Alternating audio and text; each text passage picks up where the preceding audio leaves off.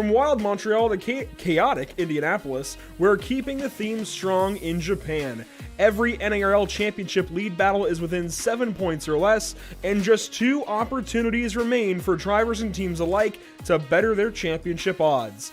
It nearly all comes down to this evening's activities at the Suzuka International Racing Course. Hi, welcome to Pit Stop TV and the virtual Suzuka Japan. I'm Andrew Cardinale IV on the call with JP Costa this evening. Good to have him back, and we are at least moved on from the new configuration troubles of last week, JP, but we are on to a rather large and tricky Suzuka this evening. There isn't much downforce on these Porsche 911 GT3 Cup cars, and well, that's something that's usually needed at a place like Suzuka.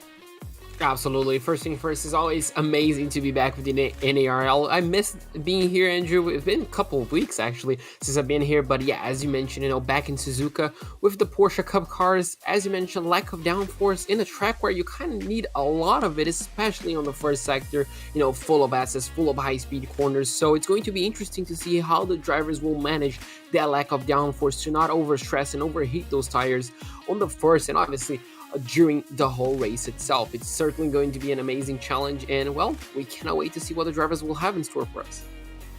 You can see nearly 4 miles, a little over 3.5 right in between, and nearly 6 kilometers here at Suzuka. It is a rather long course. There's a lot of places where you can get things wrong, a lot of ways that a lap can go rather poorly, but also a lot of passing opportunities, a lot of good racing areas on this racetrack, and of course we can talk all about them here with our track map presented by Whiplash Media SimCams. Plenty of places to talk about here, JP. What corners, I think, strike you as like the most interesting or the most crucial potentially here at Suzuka? I feel like for me, it's the whole first sector up to, I think, turn number 7. For me, it's just really difficult to always get it perfectly. But obviously, these drivers are going to be practicing all week long. For them, it should be second nature. Besides that, I feel like the diagonal corners, turns 8 and 9, and obviously the final few corners, turn 13 and 14, are also extremely tricky to get it perfectly every single time. But how about you? I mean, do you have any different corners that you feel like are tricky for the drivers? I really enjoy, I think, the back half of the circuit here at Suzuka. I really enjoy Suzuka as a whole, but once you leave the diagonal curves and go up towards the hairpin, you actually under 130R towards the hairpin, and then you round 200R just flat out through turn number 12, or at least as flat out as you can be, up to spoon curves. Spoon is always interesting, especially in cars like this where there's a little bit less mechanical grip, a little bit less aerodynamical grip. These guys are really going to be fighting for any speed they can get over in spoon and around turn 14 and down the backstretch to 130R in turn 15. And the Casio Triangle, as we saw here a couple of seasons ago with the GT3 cars, JP, Casio Triangle is always fun. It sets up for a lot of different opportunities to pass and some championship defining moments, as again we saw a couple of seasons ago with the GT3 cars. The season almost rode on the entry to the Casio Triangle coming to the white flag, and that could happen again tonight.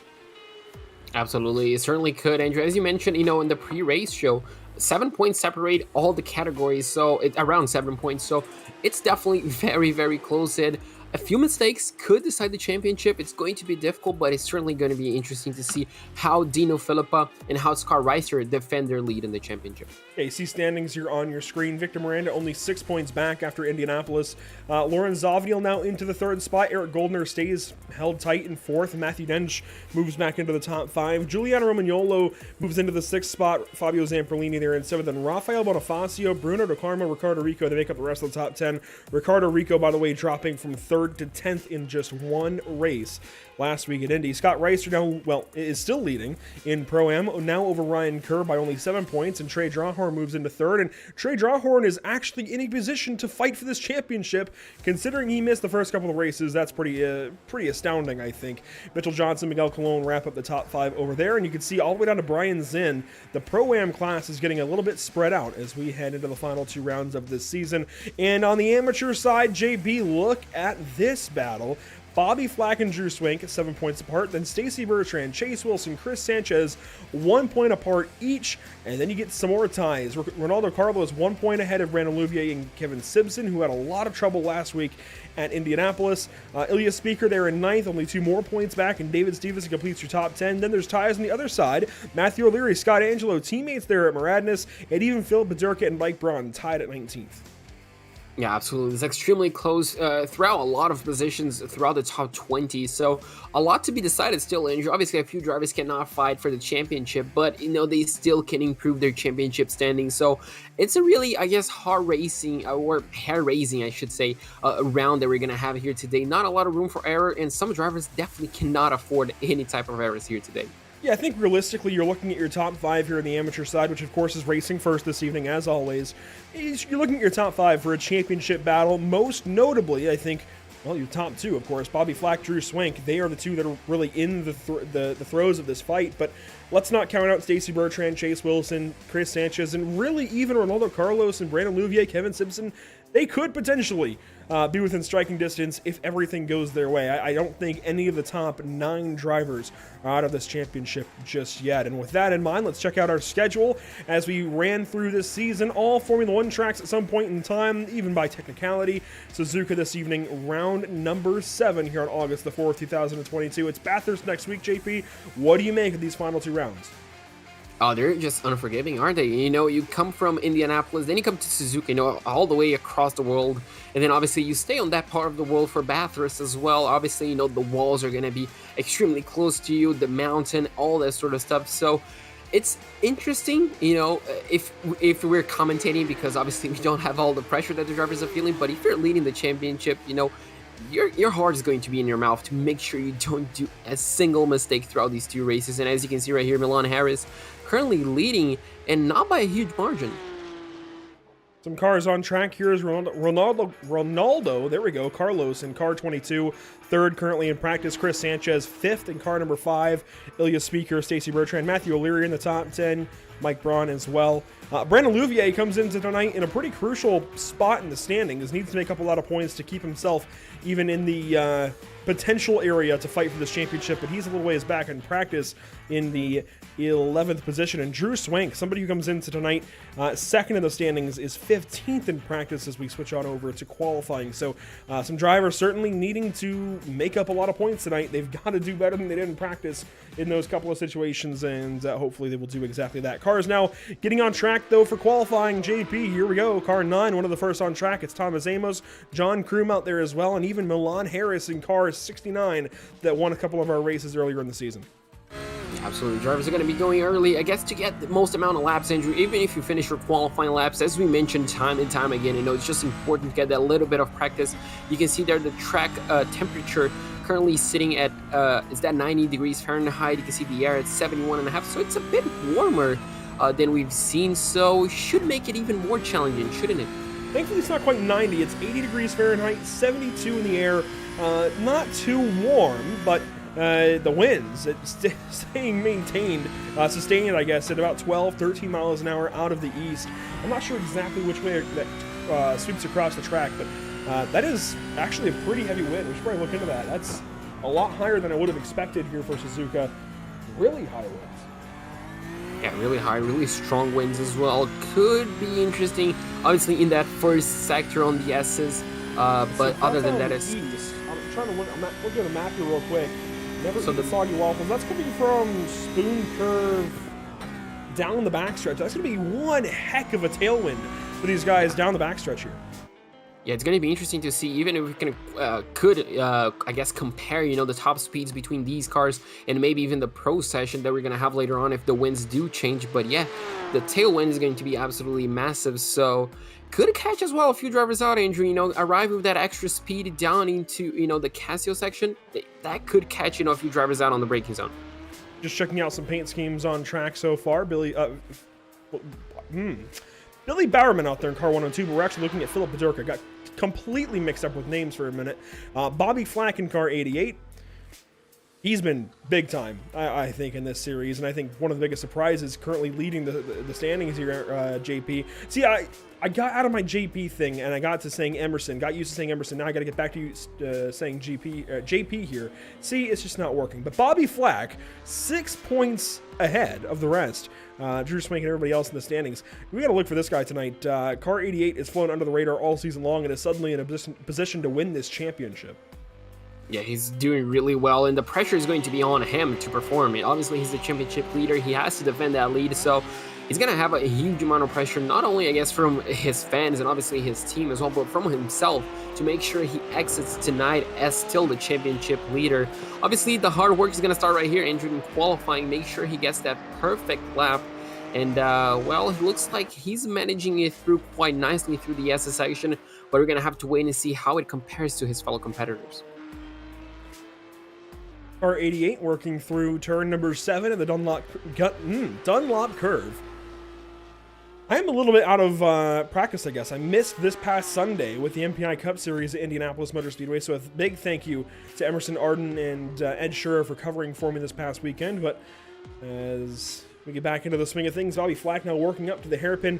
JP, where do you try and attack here? Where do you try and get time out of this circuit? It's not like you can challenge in every single corner as Bobby spins it backwards into turn number 11.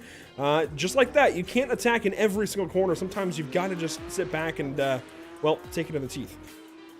Yeah, absolutely. Just Bobby, I guess, just showed the perfect example. Maybe trying too hard to, brake too late, and well, unfortunately, his spun. I think just being smooth on the SS section, and then just minimizing the drag that you're gonna put on the tires, minimizing the scrub, I guess, just being smooth and perfect. That will give you a few tenths of a second each lap. And then obviously, if you need it, just absolutely throw the car on the Casio triangle, brake as deeply as you can, and then obviously try to avoid the off tracks on entry and mid corner as well. I feel like those are the important times. And obviously, Andrew, if you have the confidence, why not go deep into the diagonals as well, trying to extract as much time as possible over there.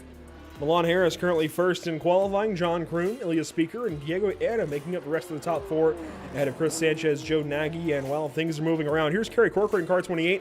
Armando Bejeron comes across the line and begins a flying lap after wrapping up another. And that first lap will not count for car 05. That was an off-track lap, so he's got to go around and try it again. Each driver getting 3 attempts at a clean qualifying lap here at Suzuka as per usual. Here's Milan Harris, current pole sitter on track.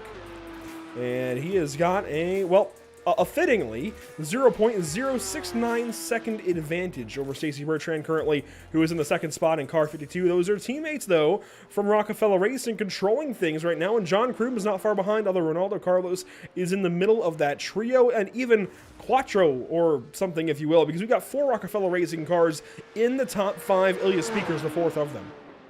This is it really interesting as well, Andrew, because obviously if you think about it, Stacy Bertrand is 3rd in the championship standings. So, having all those teammates around you, it's a really big help. We saw that with Gustavo Ariel, wasn't it, Yep. in Interlagos, just on the GT3 season, if I'm not mistaken. So having those teammates, especially in this last few rounds, is so important. So this is a prime position to be in.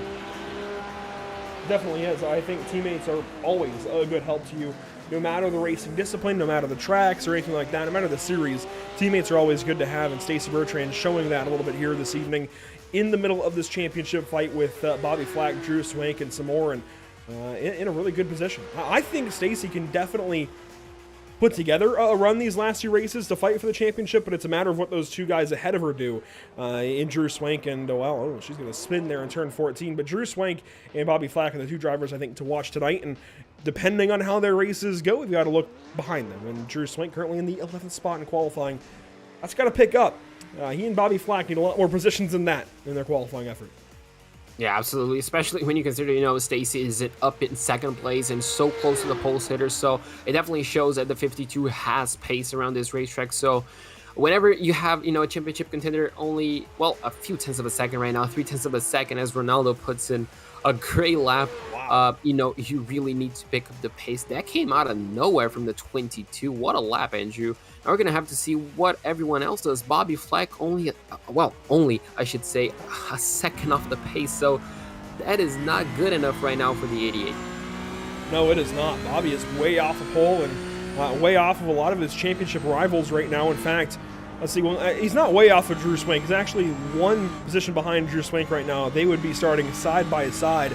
But he's way off of Stacy Bertrand, who it looks like is done in qualifying. Stacy putting down a 2:03.233 to Bobby's 2:04.002. So that's a big difference. We're talking about 8 tenths, 7.5 tenths or so.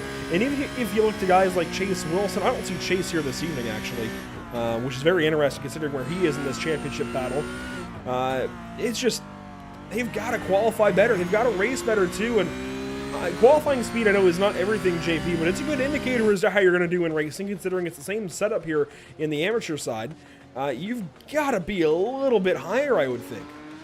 Oh, absolutely. You should be a little bit higher. Obviously, when you're starting below the top 10 and you need to improve so much, that's going to put added pressure. And you are more likely, I think, to make mistakes when you're putting that pressure on yourself. So it's going to be a difficult race for both of them. And well, hopefully they can put a race together, Andrew, to obviously fight back for those positions and finish well inside the top 5. As you can see there, it's a big gap if you consider Bobby Flack to Stacy, 14 points, but that could come down if the race finishes as qualifying does. So, well, and this guy here, Chris Sanchez, is in that fight too. He is 5th in the standings, 16 points back of our point leader, Bobby Flack. So he's right behind Drew Swank and Bobby Flack right now in qualifying. Those three, the three drivers that are in this fight, that are in the top 5 in points, that we're looking at, I'm trying to think of how to say this. 3 of the 4 drivers of the top 5 that actually showed up tonight, there we go, are all 13th or worse in qualifying. 13th, 14th, and 15th to be exact. And Stacy Bertrand is 3rd. Now,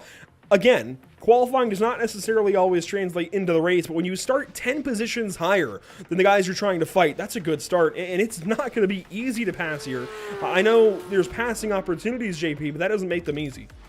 Oh, absolutely not. It's just really difficult to get a good run into the overtaking zones that we have here. There are not many, as you mentioned. I think, the mains one are down in the hairpin at turn 11 and the Casio Triangle are the ones that really pop up to head. Obviously, you have the spoon curve as well, if you really get a good run out of the hairpin. But, realistically, that's where you're going to line up your moves. Turn 1 is going to be difficult to line up, but, they're limited overtaking opportunities. Again, it comes down to, are you able to pass? Like, yes, there are passing opportunities here at Suzuka, plenty of them, but are you able to make that pass? I think turn 1 is a good one, but then you're stuck realistically side by side or nose to tail, one of the two, through the entirety of the S's, all the way until you get to the Degna curves. I don't think there's really any chance to pass there, at least not in these cars. The Degna curve, you might be able to get to the inside of somebody, but that's going to be tough. There's not much racing room, and yeah, you could try the inside of the airpin, but you got to be careful there. But by the time you get down to spoon curve, if you have not at least tried a move, you're kind of giving up a couple of good ones, but you're also going to be fighting desperation. You've got to not get too deep into spoon curve, but obviously, if you're able to get to the inside, you're going to want to. It's tough. Again, there are opportunities, JP, but they're not necessarily great ones, and they're not easy ones at all. So we'll see how these guys are able to navigate that, even down to 130R and the Casio Triangle. It's difficult to pass here at Suzuka. Let's go ahead and run down your starting grid this evening at the Suzuka International Racing Course. And on pole, Ronaldo Carlos in car 22, a solid qualifying effort as per usual from him on the front row. And starting second, another guy that we've seen a whole lot of up front, car 69, Milan Harris. Starting third, you'll find Stacy Bertrand, a championship competitor, big time in car 52. Then her teammate, John Kroom, there in fourth. Starting fifth, you'll find Matthew O'Leary from Maradness, then Ilya Speaker from Rockefeller Racing. And starting seventh, it's Scott Angelo, also from Maradness. The 102 starts eighth, that's Billy Bowerman. And to complete the top 10, it's Armando Bejeron and Mike Braun. Starting in 11th place, we're going to have the number 77 of Diego Ari and the 888 of Brendan Louvier starting in 12th place. 13th place, and we're going to have Drew Swank. Second place in the standings, side by side of him, Bobby Flack, the championship leader in the number 88. 15th place, we're going to have Chris Sanchez, the number 5, who's currently 5th place in the standings. Alongside him, Dan Willis in the 127. 17th place, we're going to have David Stevenson in the 55, and alongside him, Philip Aderka in the number 70 machine. In 19th place and running off row number 10, we're going to have Michael Clark on the inside and the 777 of Joe Nagy on the outside.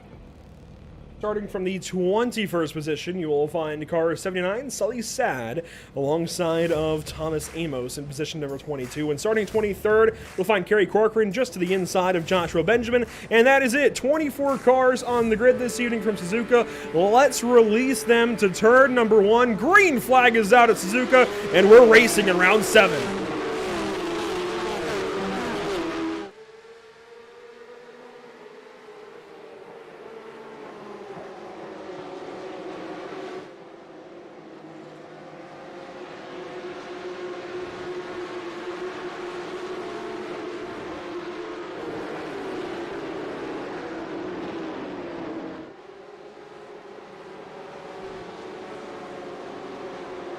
It's a dogfight further back in the field. You can see side by side, a few rows deep in the middle of things, as Stacy Bertrand gets on by Milan Harris because there has been a crash.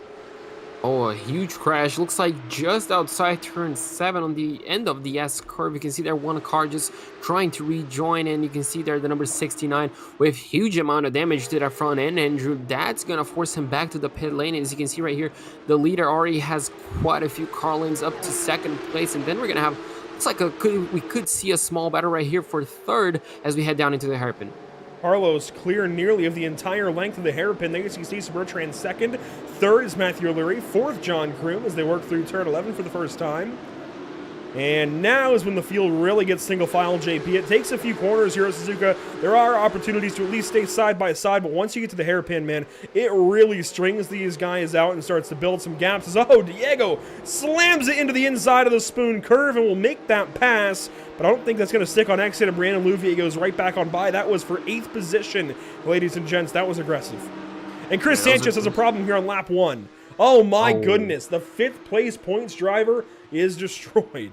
Absolutely junk. There's more. Joshua Benjamin, Gary Corcoran.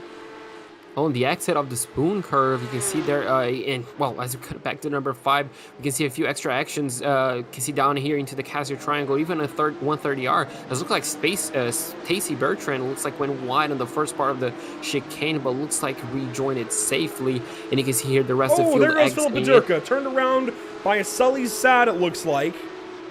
And that's going to wrap up lap number 1. Wow. Wow, indeed, Andrew. That looked quite normal, I guess, taking it easy on the first half of a lap, and then all of a sudden it picked right up. You can see that Ronaldo Carlos 2.2 second clear. Oh no, Drew Swank, second in points on the pit lane. Billy Bowerman in as well. So where is Bobby Flack? He is 12th out of all of this. This is going to be a big, big, big story, I think. Bobby Flack 12th. He's at least able to sit comfortable for now. He should keep the lead. If things were to finish exactly like this in 27 minutes, he would keep the points lead, I believe, but not by much over Stacy Bertrand. And she would be in this fight now with Drew Swank. Oh, the storylines are building.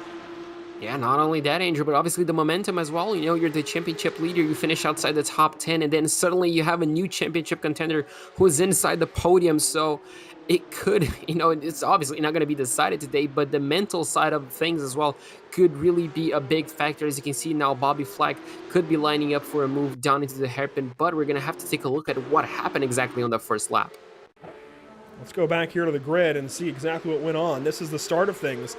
As they headed down to turn number 1, it wasn't too crazy at first, JP. Things started a little further back, and it looks like, well, actually, I say further back. It starts later on in the lap with somebody that's now 14th position. Milan Harris, though, started from the second spot, and then things happen with guys further back. Let's see what happens here, though, to Milan. Gets clear quickly from the front row. You see Stacy behind, then Matthew O'Leary. Can see he's catching actually Ronaldo quite quickly, but just Full misses tires. the apex. Yeah, and they just tries to, I guess, just overdrives the car, and unfortunately he's parked on the worst possible And it was Drew spot. Swank that hit him. Oh, That's why Drew had to come in. In the middle of all that, Drew somehow found the one car that was stopped over there, hits Milan Harris, and that nose of that car is rather damaged.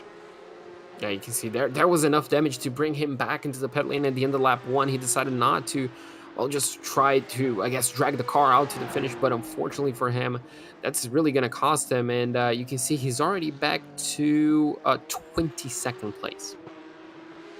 That's going to be a tough one for Drew to swallow.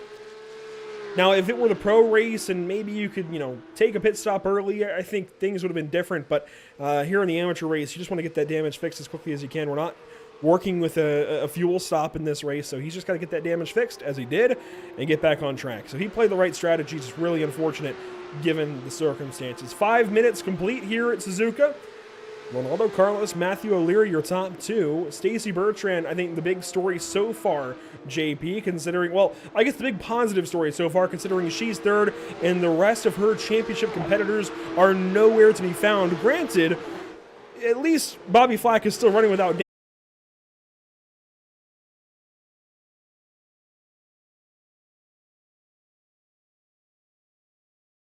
internet?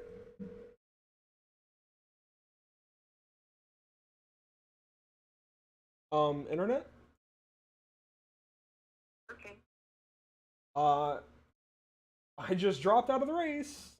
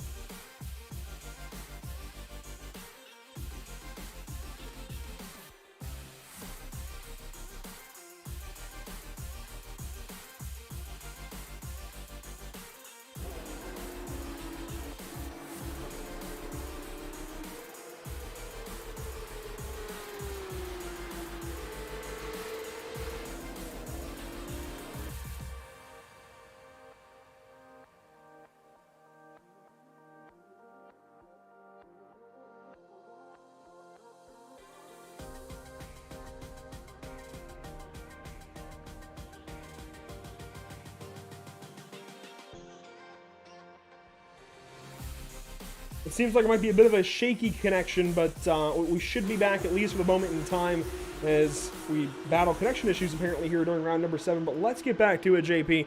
You can see nearly 9 minutes elapse as we get back into things. Carlo's still leading, but now Matthew O'Leary is nowhere to be found. He is in the 21st spot, 42 seconds back, and Stacy Bertrand is into second. Yeah, I was going to mention that, we don't see Matthew O'Leary in second place. So Stacy, up one position, but also something that I'm spotting, Andrew, the number 88, Bobby Flack, up to 9th place. So he picked up at least 3 spots since we unfortunately had a connection issue. So far he's doing what he has to do. And, he definitely wants this upward trend to continue throughout the remaining 20 minutes. Driver out of Michigan, definitely needing these points.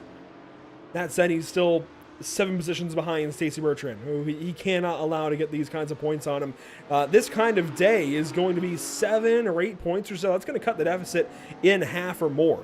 So he's got to get at least 2 or 3 more spots, I think, to be any kind of content with this kind of effort. You at least want to come near a top 5, if not in the top 5. At that point, you're still doing things right. And I think reducing the possibility of Stacy cutting into that lead and actually being able to fight for this championship. So Bobby's got to do a whole lot here in the next few minutes. And you can see, JB, he's got 3 cars nearly directly ahead. 2 of those are teammates to each other anyways, not to him, but 2 of those are Muradin's teammates. Then Diego Eda there as well for GPVA Racing. If he can get those 3 cars, I think he's in business. Yeah, absolutely. And you can see he has, the top 6 at least on his side. He can see 6th place just ahead of him. So that definitely has to be, his goal, at least for the race, to overtake these 3 cars and keep them behind throughout the race. And as you can see there, that's going to be 1 position already done. And you can see there is Stevenson already passed after a mistake on exit. So that's the first mistake I think we saw. As we have 1 car spun around, that's Braun with the 107. So all of a sudden, mistakes on the Casio triangle. Mistakes there a little ways behind Bobby Flack, who now moves into the 8th spot. And you can see Chris Sanchez here. He's taking the opposite approach to Drew Swank. He got that damage early, JP, and we didn't really get a chance to see what happened to him, but he's got a lot of damage in car 5. And he's trying to stick through it. He's just trying to stay on track and keep the track position and make it difficult on other drivers to pass him. He's done that so far and is in the 12th spot. But you can see this car is not driving quite as he needs it to. Yeah, you can see now, but he's still able to apply pressure. You can see the 777 ahead of him as we almost saw him move down the inside of turn 7. Joe Nagy really feeling the pressure, and this is a battle for the 11th spot. Is he going to try into Degna? I don't think he could have, if I think he didn't try to, if he hadn't tried to overtake down into turn number 7, but you can see he's applying a lot of pressure and Egg is really feeling it. So I think we're gonna see it down to the hairpin, either the outside or the inside. Where is he gonna go? You can see he's kind of being backed up. But no, maybe waiting for the exit. But even though he has a lot of damage, that car still has some serious space to it. So it might not all be over for Chris Sanchez, at least not for the top 5 in standings. He's going to have a decent bit of points out of this given the circumstances, but likely not fighting for a championship after the start to his day here at Suzuka. And it's not quite the same for Drew Swank. He's further back, but he is a lot better coming into this round as far as the points go. So very interesting scenarios playing out right before our very own eyes here at round number 7. Drew Swank currently in position 17. Right on the back end, though, of Sully Sad. And usually, I would say Drew Swank should make easy work of car 79, but tonight, it seems like Drew is a little more off pace and might have more trouble passing these back markers. It's going to be tough. Yeah, he definitely is. You can see there, Andrew, even if you get a good run out of Spoon, these cars just don't have enough downforce to get through 130 yard without a dab on the brakes, so that sometimes really kills your momentum. And you can see that really, unfortunately did not set up Drew for an overtake down into the Kaiser Triangle, so it's just applying pressure lap after lap, corner after corner to make sure you get a good run. Maybe down into turn 1, we can see one. He puts the car on the inside. Is he going to outbrake the Red Bull livery Porsche ahead of him? Not quite. And you can see they're just trying to apply pressure, just trying to find any way sort of past Had, but unfortunately it was not down into turn 1 this lap. It's a very fitting car for Sully to bring today as well, being the second Japanese round of the season. I like that Red Bull kind of nod to Honda, that white livery they ran last year. Be cool if they brought it back this year, but a pretty fitting livery there, and he's going to get turned as he turned in on Drew.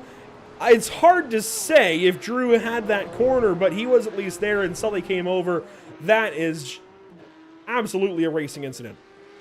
Yeah, I think so. He was in, but the other driver, I guess, wasn't expecting it. So I guess racing incident is the best way to put it. But either way, they both lost out because could we see a little bit more damage? We're going to take a look at the onboard on Drew's car right here. You can see he gets a good run through the S's, and you can see there he's just applying pressure. He makes this corner turn 5, a little bit wide in turn 6 as well. Gets an excellent run. He had a really good run, even dabbed on brakes, and then just tried to go for a move.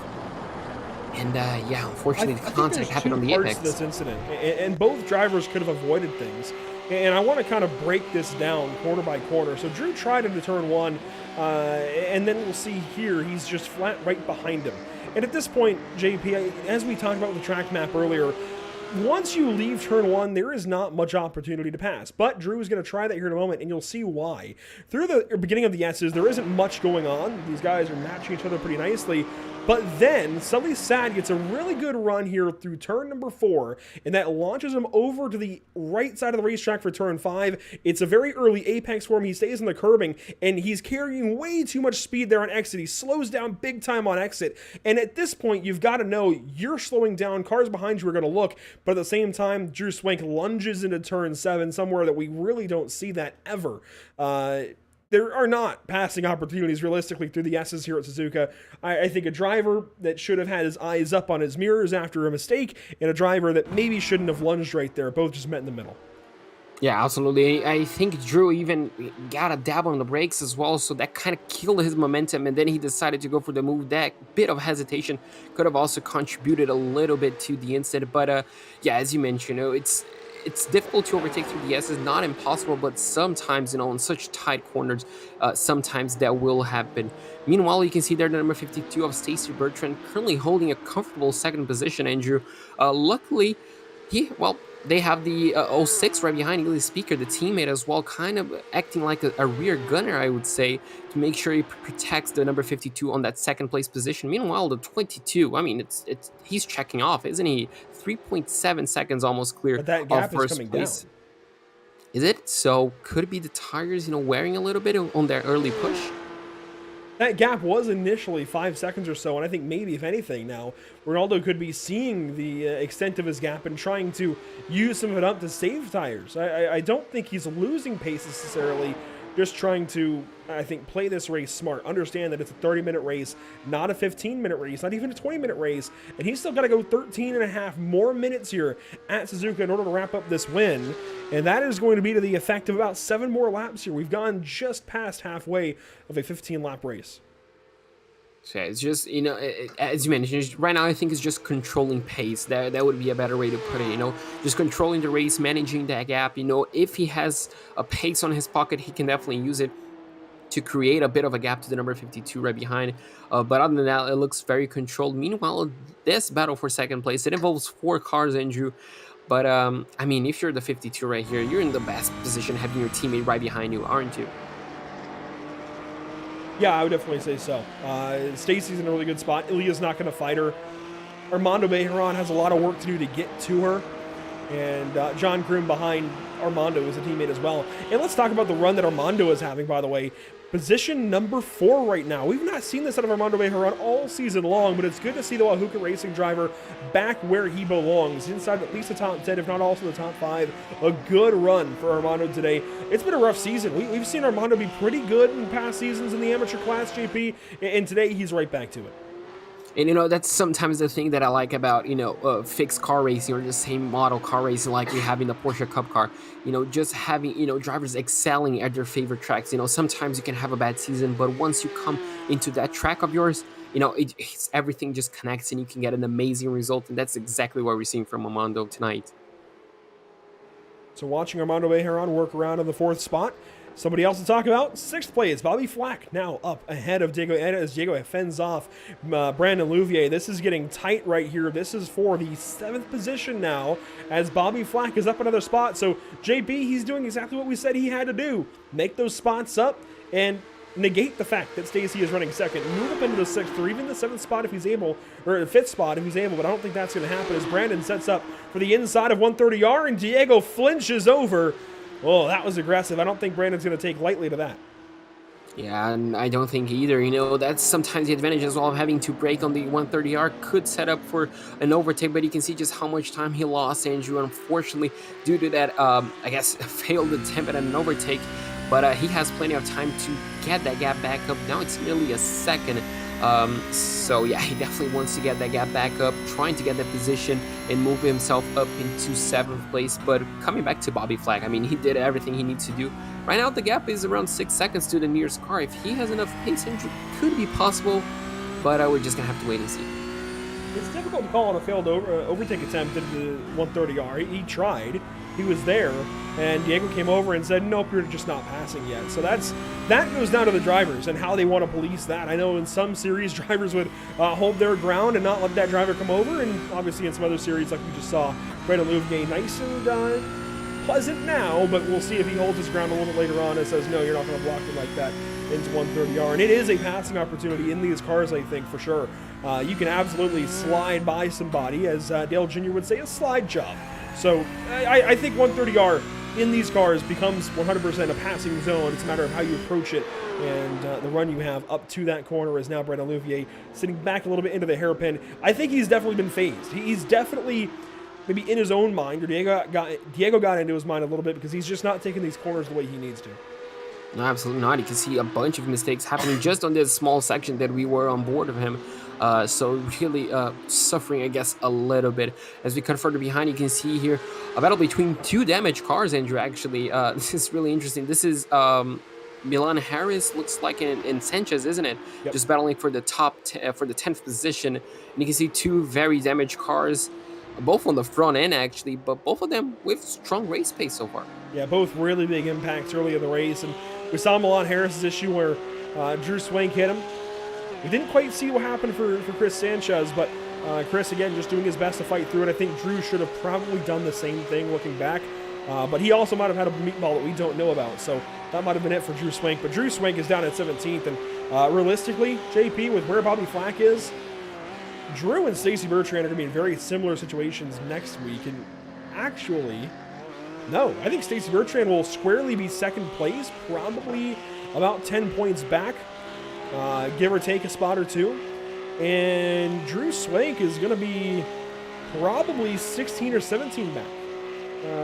nearly as far back as Chris Sanchez. So this is going to be really tough for Drew to swallow tonight as Chris Sanchez battles here for 10th place to get back into the top 10. And Drew Swank is still in 17th, even after that contact that we saw with Sully Sadie. Has not been able to get back to Michael Clark or Joe Nagy. So I think definitely a swing and a miss for Drew Swank here at Suzuka. Yeah, absolutely. It was just a gamble going wrong. As you mentioned, he could have had a meatball that forced him into the box, but, if he didn't, he just tried to get, a fixed car to make sure he could, post the laps that he practiced, but unfortunately it did not go his way. But once we talk about the championship standing, I 100% agree. I think Stacy will be in second place after tonight's round. If the result stands, Andrew, I've been back. This is my first week back after a long while. I don't want to curse anyone already. But yeah, I think Drew unfortunately will drop. I don't think he'll drop out of the championship battle, but he's going to be very close, I think, to the edge of that one. So it should be interesting to see how the results and how the championship points add up after this race. Just over 7.5 minutes to go as time ticks on down. We're watching the battle for third, fourth, fifth.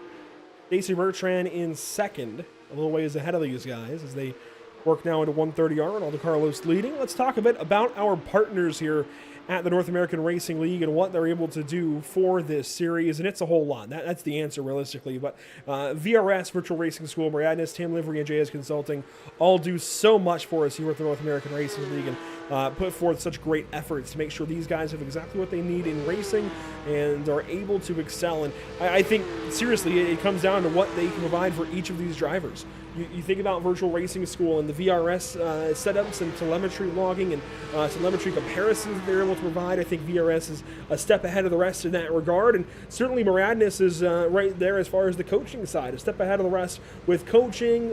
Giuliano Romagnolo, Daniel Morad, and everybody else over there doing fantastic jobs. They've got real resumes in the case of Daniel Morad, and I believe even others. They know how to drive, they know how to coach, and they will get you up to speed on iRacing, along with the help of course, the setups from Virtual Racing School. And you might be going fast, but you're not really going fast, realistically, if you don't look good, and Tam Livery can take care of that for you, getting out some fantastic paint schemes, and the promo graphics and everything from Tam Livery for this series are fantastic as well. And I'm going to have to cut this one short, though, JP. Chris Sanchez in more trouble. Unfortunately for him, another spin. Looks like no further damage added, but that looks like in the S's.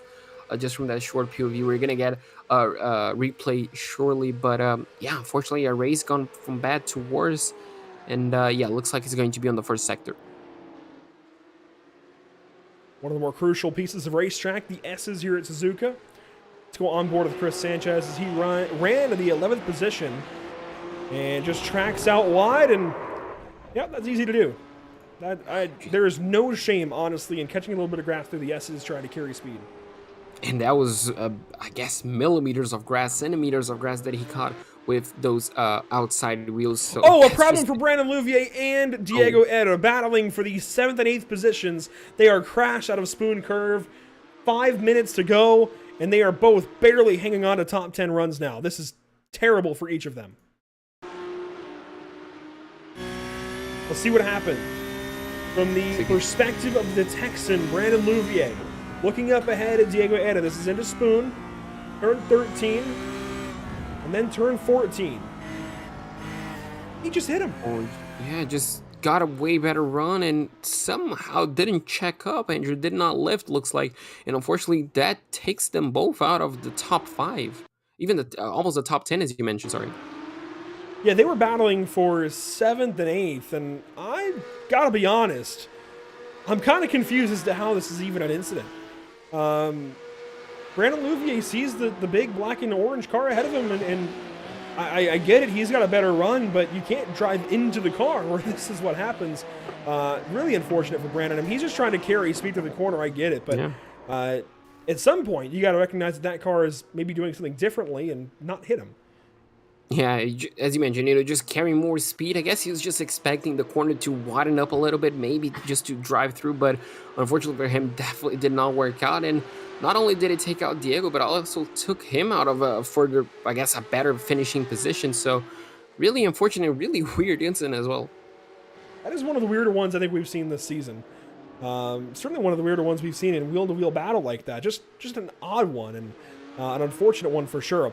Worth mentioning, Drew Swank is now in a 14th position, battling for 13th with Michael Clark, so he's at least getting some points back, but today is going to be nearly a wash for him as he still trails Bobby Flack by several positions, in fact 8 positions, so he's going to be right where Stacy Bertrand was coming into today as Bobby runs in the 6th position, and Stacy Bertrand is going to be right exactly where Drew Swank was, just about, maybe a few points even further back, so it's looking good for Bobby Flack, even though he's not necessarily the fastest today at Suzuka by any means, although he is making time lap after lap on the drivers ahead. His last lap was a 2:03.989, and every single car ahead of him, he was the fastest car on track last lap.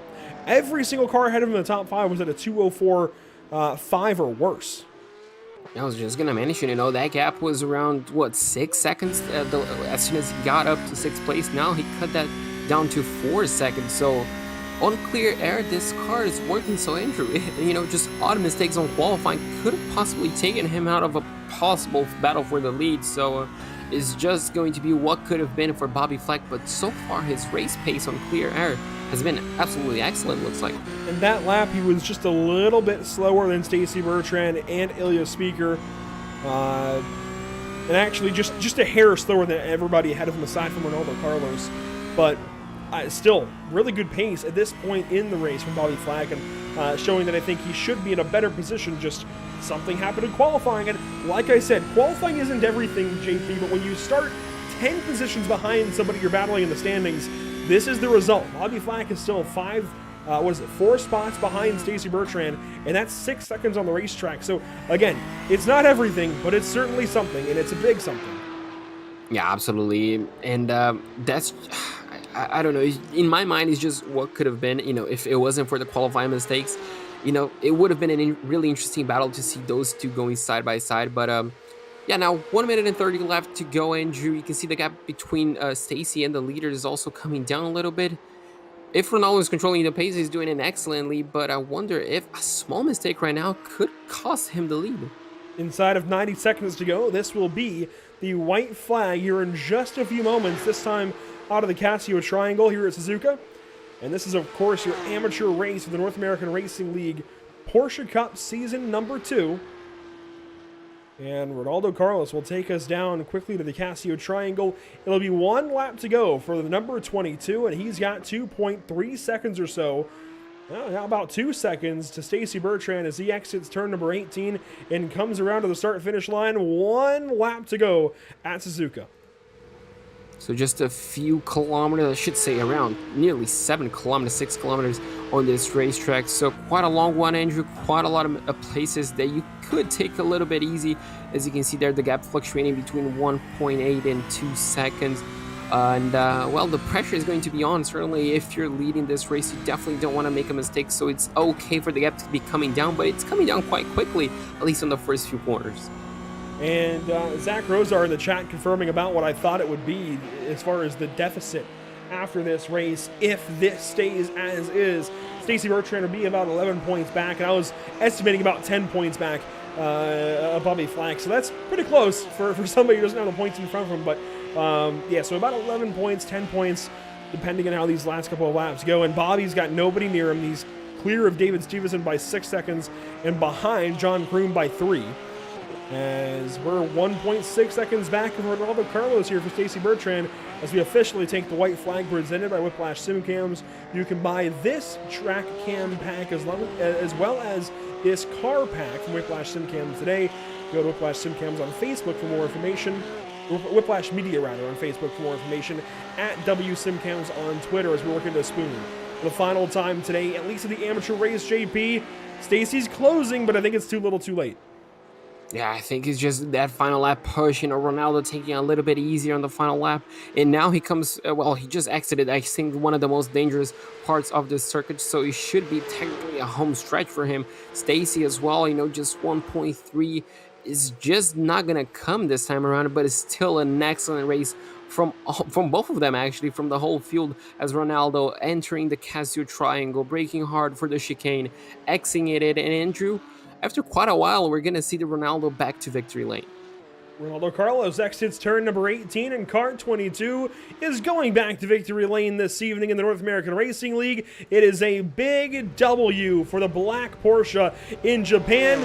Ronaldo Carlos, there we go, wins round number 7. And Spacey comes in second place. Stacy, I should say, comes in second place for a good haul of points. Bobby Flack manages to come home in 6th place to, I guess, damage limitation race, Andrew, which he's really gonna like, not dropping that many points, and he should be happy with his late race paces. We almost have a photo finish back here on the grid. Cars coming across the line. That near photo finish was with Brandon Louvier and Milan Harris. Milan having to settle for the 10th position this evening, and Brandon Louvier hanging on to the 9th position. Drew Swank will come home 13th, and Chris Sanchez, after all of his troubles, is still battling things out for the 19th position, trying to get ahead of Scott Angelo, but it doesn't look like that is going to happen. So a lot to talk about, I think, certainly with Drew Swank, Chris Sanchez, Bobby Flack, all with very different days, and Stacy Bertrand going second. We'll have Ronaldo Carlos and Stacy Bertrand here in a few moments as Philip Badurka wraps up this race for us. He'll be the final car across the start-finish line in just a few more seconds. But there, JP, is your race winner. A big day for Ronaldo, certainly. Oh, absolutely. A control day. You know, the last time I think I was here was around Phillip Island, and we saw quite a few mistakes from the 22. So coming in and pretty much doing, a race where, pretty much the commentators just tell you we're on pole and end up, winning the race. It's sometimes what a driver wants, just a quiet race at the front, and he definitely delivered that. A well-controlled race from the 22. Let's go ahead and go through our unofficial race results this evening here at Suzuka International Racing Course. Ronaldo Carlos on pole, finishes first place. Just a perfect day for car 22. A really solid effort here in the amateur race, and picking up a lot of points that he needed. He should be in the fight at least now for a top 3 in points. We'll see if that happens for him, but a good day certainly as Stacy Bertrand goes second. Also a really, really big effort for her. Ilya Speaker third, Armando Aheron fourth, and John Kroom wraps up your top 5 for the amateur race. Bobby Flack goes 6th, then David Stevenson 7th, Diego Eda 8th, Brandon Louvier 9th, just narrowly over Milan Harris in 10th. 11th place goes to Dan Willis, the 127th, ahead of Mike Braun and Drew Swank in 13th place. Michael Clark is going to finish in 14th, ahead of Joe Nagy in the 777. Thomas Amos is going to finish in 16th place, ahead of Kerry Corcoran. Scott Angelo in 18th place, Chris Sanchez in 19th place, Andrew, and Matthew O'Leary in 20th place. Finishing 21st, it's Billy Bowerman in car 102, then Philip Badurka, Sully Sad, and Joshua Benjamin wrap up the running order. Let's move right on to post-race interviews. Stacy Bertrand standing alongside, and Stacy, that is one heck of a way to let your championship competitors know that you are here and you mean business. Second place today at Suzuka. How'd you do it? Oh my God, guys, can you believe this? Andrew, can you believe this? I mean, this is crazy. This Do you is want my the first honest time answer? Go ahead. The honest answer is yes. You've been slowly progressing and using your Rockefeller Racing teammates, I think, I'd imagine anyways, as serious help. You guys were all fast today. In fact, 4 of you went in the top 5 in qualifying at one point. You guys have got some serious speed. Oh my gosh, it's crazy, and it's a group effort. We're all sharing some information and stuff, and we all push each other, which is the camaraderie that you want with the race team. And oh my God, it's just crazy. I couldn't believe that I had like a 6.8 second gap on first place at one point, and it's like at the end of it, it was like 3 seconds. I was like, oh, I'm catching this guy. I'm catching him. You slowly made that time up and finished within a second of Ronaldo Carlos. And sure, he might have been managing the gap, but you were nearly there, and you nearly finished across the line first. And let's talk about the points, because you're going to leave Suzuka with a significantly smaller deficit. Now, it's not going to be as small as it could have been. Bobby made some spots up, but you're still going to make a lot of ground up. You're doing everything that you need to do to put yourself in a position to fight next week at Bathurst. How do you do so next week at Bathurst? It's a tricky one.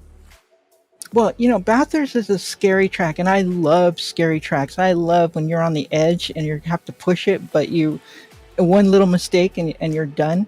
And Bathurst is one of those tracks where it's like, I hated it at first, but then like a couple months of being on it, I've learned it very well. So I feel excited about getting into Bathurst, and just want to thank you guys for announcing these races. It's been great journey for me, and I just want to thank the Rockefeller Racing Team, iRacing Today Motorsports was another team that I came from, and my sponsor Porterfield Racing Brakes. I mean, just I'm so excited. It's so cool. As you should be, Stacy. Fantastic run today, and best of luck to you in 1 week time when we go down to Australia. You're going to need it because it seems like these guys mean business right with you. But you know what? You guys can do it. Rockefeller Racing, you guys are all quick, and we look forward to seeing how you can do next week at Bathurst.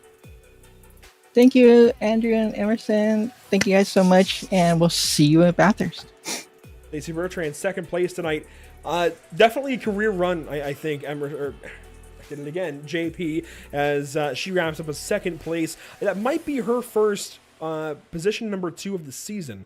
But seriously, big time stuff for Stacy. I feel like she's finished second before. Regardless, it's a good effort, and she's gonna make up a lot of points. Oh, absolutely. And obviously thinking about next week, this result, I think, will only help her, I guess, practice a little bit more, push a little bit more in the race next week. And it should definitely give her an edge on the fight for the championship. So I guess, an exciting race awaits us next week, Andrew. That's one way to wrap things up. If you're leaving us this evening, if you're just watching for the amateur drivers, make sure to join us this Sunday for the MPI Cup Series at the Michigan International Speedway. 9 p.m. Eastern Time, we're going to kick things off with the MPI guys, and they are right in the midst of their championship fight as they prepare for the playoffs. And then Wednesday, same kind of story, just a different place and a different track. The Outlaws Sim Series here on Pit Stop TV at the Charlotte Motor Speedway. Now, I just wrapped up 8 weeks of driving down to Charlotte Motor Speedway in Harrisburg, Concord, whatever you want to call it, North Carolina, and I had a whole lot of fun each week, but this is going to be a little bit different. We had Legend cars on the Legends Oval. They're on the front stretch for 8 weeks, and the Outlaw Sim Series guys are taking next-gen cars, of course, to the full oval. I am pumped and hope to be in that race. That'll be exciting if I'm able to make it. And, of course, Thursday we're wrapping things up for the North American Racing League at 8:30 Eastern from Mount Panorama, Bathurst itself. That is going to be tons and tons of fun next week, and that is next up for the amateur drivers, so that's what they have to look forward to now that they're done here at Suzuka. That will do it for the amateur race, but we've still got a Pro-Am race coming up here in just a few moments. For myself, JP Costa and Emerson Arden, thanks for watching so far, but stick with us here. We've got more racing to go.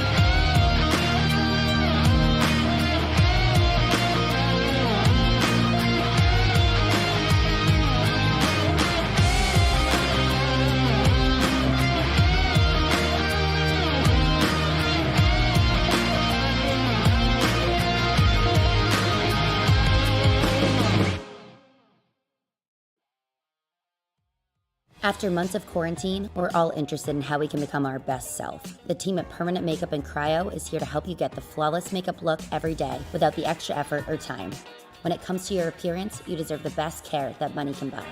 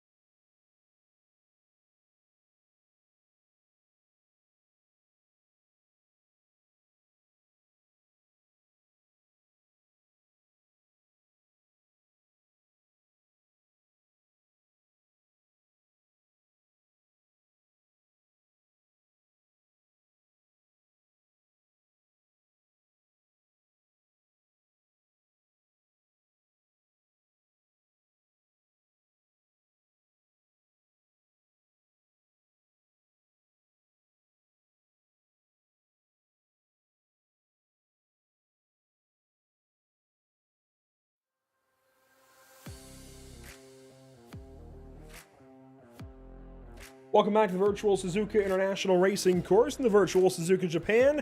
Qualifying now underway for the pros and pro-ams as they get on track and get let loose for the first time this afternoon, evening, morning, whatever it may be for you wherever you're watching from. Excited to have you back with us here on Pit Stop TV. It really didn't go very far, but JP, more action now on the way from Suzuka. Are you ready? Oh, absolutely. I love this track. I love the racing that it provides us, and I love the drivers around here as well. So it's a recipe for greatness as well, but a really tricky track as the drivers actually showed on the first race we had here tonight, Andrew. Quite a lot of trouble spots for the drivers, quite a few overtaking zones as well, and especially when you have such a tight championship between both classes, things should get interesting. They definitely should, and you can see the points battles right in front of you. Dino Felipe comes into tonight 6 points ahead of Victor Miranda. Lorenz Zavadil 23 points back. Eric Goldner 31 points back. Matthew Dench completes your top 5 at 32 markers behind the leader. And over there on the Pro-Am side is Scott Reister leading over Ryan Kerr, Trey Drawhorn, Mitchell Johnson, and Miguel Colon. Now, there's kind of a steeper cutoff for the Pro-Ams than there is for the pros. I would say your top 3 might be in contention, but really you're looking at just Dino and Victor. And on the Pro-Am side, I think you're really looking at just your top 3. I think Mitchell Johnson might just be in contention. Same with Miguel Colon mathematically, but realistically, you're cutting things off after Trey Drawhorn, and he's got to be nearly perfect tonight, JP, or he's not even in contention. So again, you're looking at nearly just your top 2 drivers. Yeah, I agree. So, Andrew, Trey needs a perfect race, and he needs something, I think, to happen to Scott and Ryan as well. Meanwhile, the battle between Scott and Ryan, Dino and Victor, it's all about pacing, who can, I guess, just bring the best race possible tonight. So it's going to be really interesting, and obviously everything is going to start in qualifying. So this could be a sign of things to come for every single driver. And talking about the Pro-Am battle, Miguel Colon currently fastest of all drivers in qualifying with 5 minutes to go. Now, there's still plenty of drivers yet to go, including Ricardo Rico, Eric Goldner, Bryce Rodriguez, Bruno DeCarmo, Victor Miranda, Trey Drawhorn, plenty of drivers. Dino Felipe even, but pretty interesting that Miguel Colon's going so fast, so quickly, and faster than Scott Reister so far in qualifying. That's big, I'd say, certainly, for car 24, or car 87 rather, to be that quick and ahead of Scott Reister when he needs to be. But Scott's got those 7 points that he can lean on right now. We'll see if he's able to use that to his advantage, and how we leave Suzuka this evening and how we head out to Bathurst next week. Absolutely. He wants to extend. He doesn't want that championship gap to shrink in any way, shape, or form, but obviously he has that buffer, those few points buffer if anything goes wrong in this race. But obviously, Andrew, the more points you have over second place as you come into the final race of the season next week, it's going to be even better. So he definitely wants to extend it, but if anything goes wrong, he still has that buffer. On board with Scott Reister. And Miguel Colon is now just 33 100ths behind Marcelo Canoff. Lorenz Zavadil a couple of tenths back. Scott Reister another few hundredths back of Lawrence. As Scott's going to work into the Casio triangle here, we'll see what the number 42 can do. As he'll head down through turn number 18 and wrap this lap up. We'll move quickly from Scott Reister down to Tony Kanaan, somebody who recently wrapped up the Superstar Racing Experience season, as Scott goes 4th on the board, ahead now of Lorenz Zavadil, but behind Julian Romagnola, who just went to pole. And Tony Kanaan now jumps up ahead of Bryce Rodriguez and goes 9th quick, as Mitchell Johnson goes a bit quicker.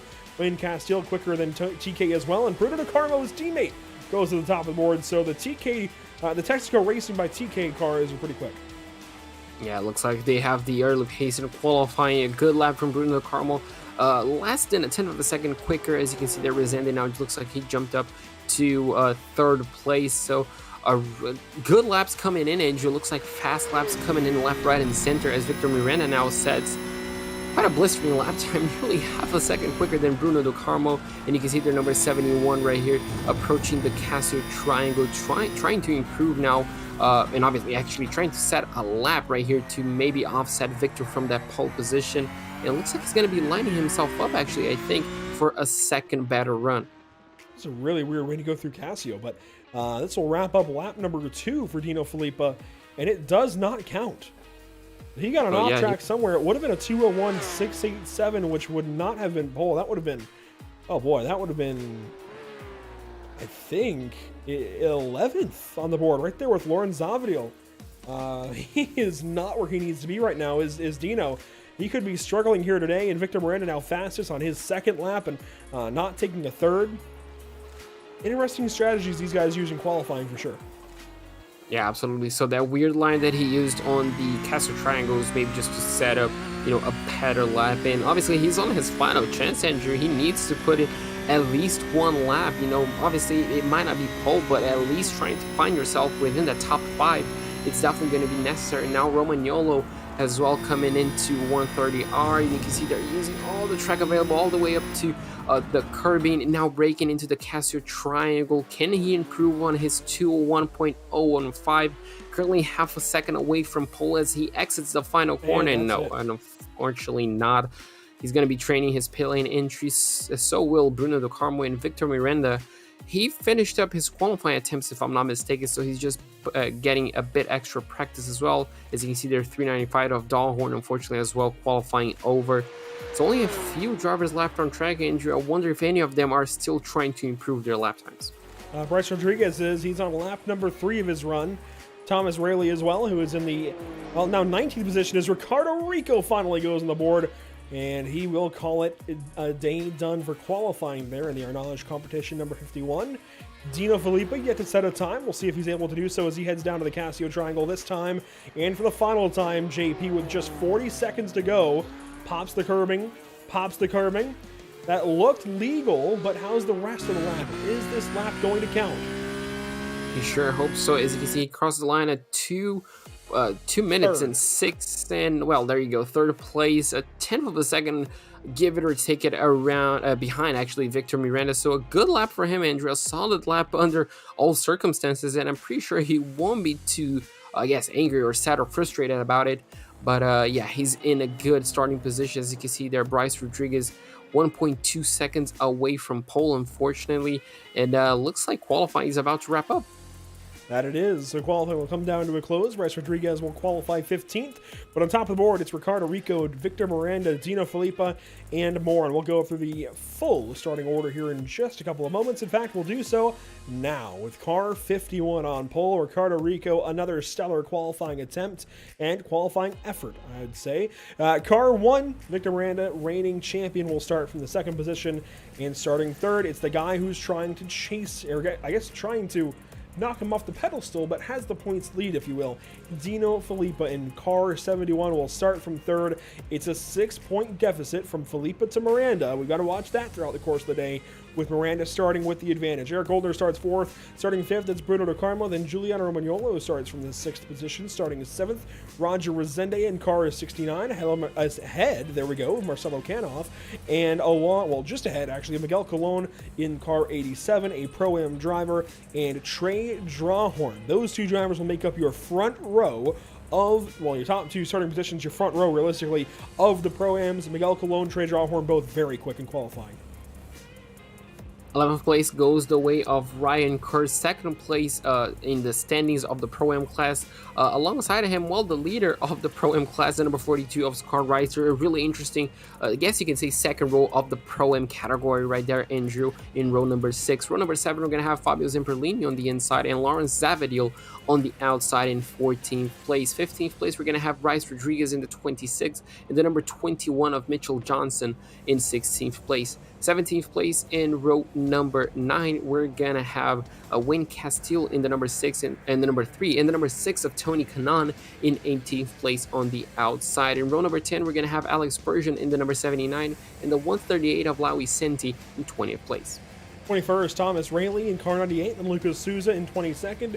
And similarly to the amateur race, a 24-car grid wrapped up by Brian Zinn and Eric Staropoli in car 499. Only the first time we've seen Eric in the field, but that is going to do it for our starting grid. Green lights are on the way as these guys get ready for racing from Suzuka. Green flag is out. Ricardo Rico on pole.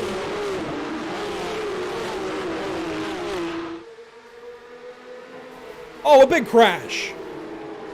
That is Roger Resende and I believe Marcelo Canoff, and yes, it is.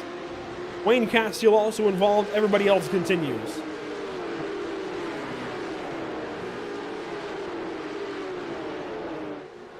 Dino Filippa trouble. He's off in the dirt. Gets back onto the racetrack, but he now drops to the 7th position. What a save that was from Dino. Could have ended much, much worse for him, Andrew, but he was able to save it and come back safely onto the racetrack. And there you go. Looks like he got, he at least single files back after turn number 7, but that was not the start he wanted for sure. Through the Degner curves. The top 5 separating a little bit from Trey Drawhorn and Dino Filippa. Trey Drawhorn, your Pro-Am leader now, as he has cleared Dino Filippa. In more trouble, Bryce Rodriguez and Fabio Zamperlini, cars 26 and 27, involved at a turn number 10. The rest of the field, though, works through the hairpin. And you can see there, as just like the amateur race, Andrew, everybody pretty much single file after this point, as drivers are now settling into their race pace, trying to line up, I guess, a move either on Spoon or the 130R in a Casio triangle. But you can see there on exit, the top 2 extremely close, pretty much nose to tail between them. Down the back stretch here and uphill as they quickly went downhill out of Spoon. 130R, the big braking zone, I think big crucial corner here off of this backstretch, certainly, as Dino Filippa moves on by Trey Drawhorn. It's not a huge braking zone, but it's definitely crucial to your lap time and to your battles here at Suzuka as we work now through the Casio Triangle. Victor Miranda putting pressure here on Ricardo Rico. This is big. Victor is nearly on even footing now with Dino Filippa, and it's only lap number 2. And you can see they're already going defensive, Ricardo Rico, and you can see there Victor Miranda is going to try to brave it around the outside. It's going to be really brave. He's able to do that side-by-side through turn 1, almost contact between them, but looks like the number 51 was able to squeeze the number 1 out of the racing line and keep that lead for the time being, Andrew. But it's interesting to see this aggression early on from Victor Miranda. Normally we don't see this, at least I haven't seen this from the time I was commentating, so it's really Scott interesting Reister. to see. As we have, Scott looks like he's turned around on the exit of turn 1. And Tony Kanaan. And I think Lawrence Zavadil involved. Oh my goodness, this lap. It is tearing some cars up. The opening laps here at Suzuka, always tough, but lap number 2, I think in particular, really tearing a few cars up. This is going to be big. Not only big for the race, but big for the championship as well, isn't it? That's actually massive for the championship. You can see this is on board with Scott Reiser, if I'm not mistaken. And you can see... Given the lineup of these cars, Scott's ahead of Lawrence and Tony Kanaan, who are both involved.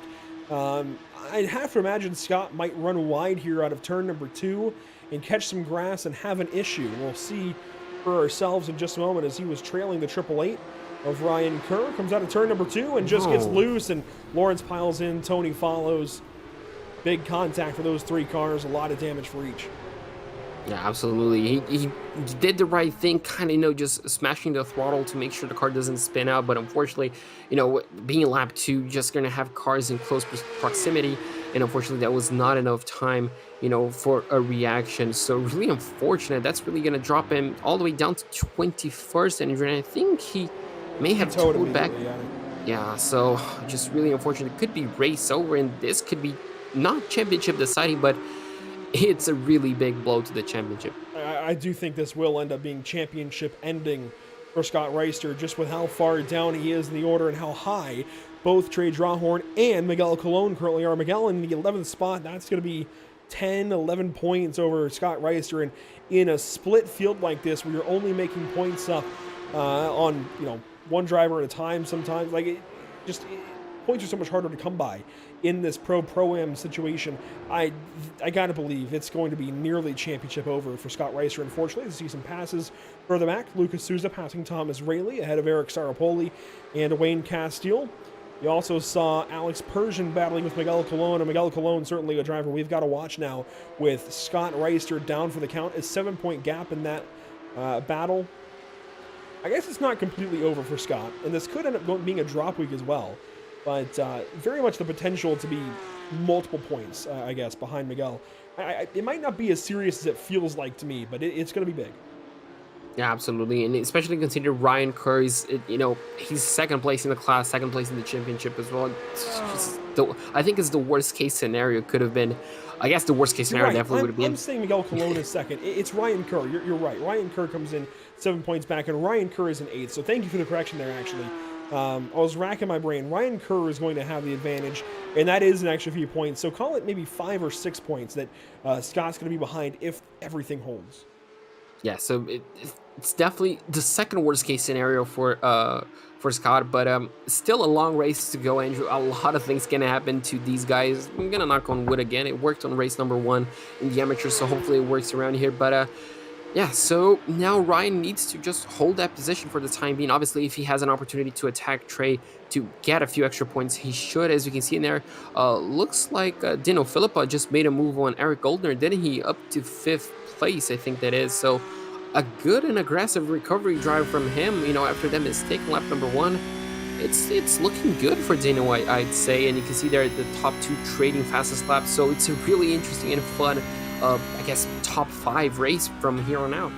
This is still a really tough spot for Dino to be in. He's never usually this far back, and I just don't know if he's going to be able to stay composed as he has in weeks prior when he's been leading or second place. This is going to be really tough, and we've seen Victor the last few weeks consistently bring the fight to Dino, especially last week, winning Indianapolis and taking in a lot of points for himself and bringing himself back into this championship fight. For a long time, JB, we thought Victor Miranda was out of it, and now Victor might be the favorite going into Bathurst. Yeah, absolutely. The thing that I just thought about it, Dino has to push to make sure he gets those places back. Meanwhile, I think all the guys ahead are just letting him go just based on fuel strategy. Tires after 50 minutes are going to be very different. Yeah, and I mean, that also is a great point. I haven't really thought about it, but the tires on his car could be screaming at the end of the 50-minute race, and obviously he's going to lose time if he's not saving fuel. So he's trying to get back the deficit he lost on lap number 1, but the fuel strategy on him might offset all this hard work that he's been doing on the past few laps. Felipe working into Spoon Curve. You can see the timing top left of your screen, 42 minutes to go, but more importantly, just underneath that, Ricardo Rico only 0.2 to Victor Miranda, and that keeps narrowing corner by corner. Victor keeps closing in that little bit. Now a tenth and a half, a tenth and a quarter, a tenth as we head down to 130R. Now it opens up a little bit to the corner. Victor using that long back stretch to gain some time and just sit right in the mirror, right in the wake there of Ricardo Rico through 130R, and now the Casio triangle. And now he falls back a little bit out of turn 18. You can see Ricardo opens that lead back up. It's just the ebb and flow of a lap here at Suzuka. Yeah, he just closes a bit, opens up a bit, shrinks and grows. It's just crazy, how a bit of the momentum swings, I guess, between the drivers. You can see there, Lawi Senti looks like he's having connection issues just up ahead, and that could be a bit distracting towards the drivers. But this is also a really cool battle right here, Andrew. Looks like for the 13th spot, if I'm not mistaken.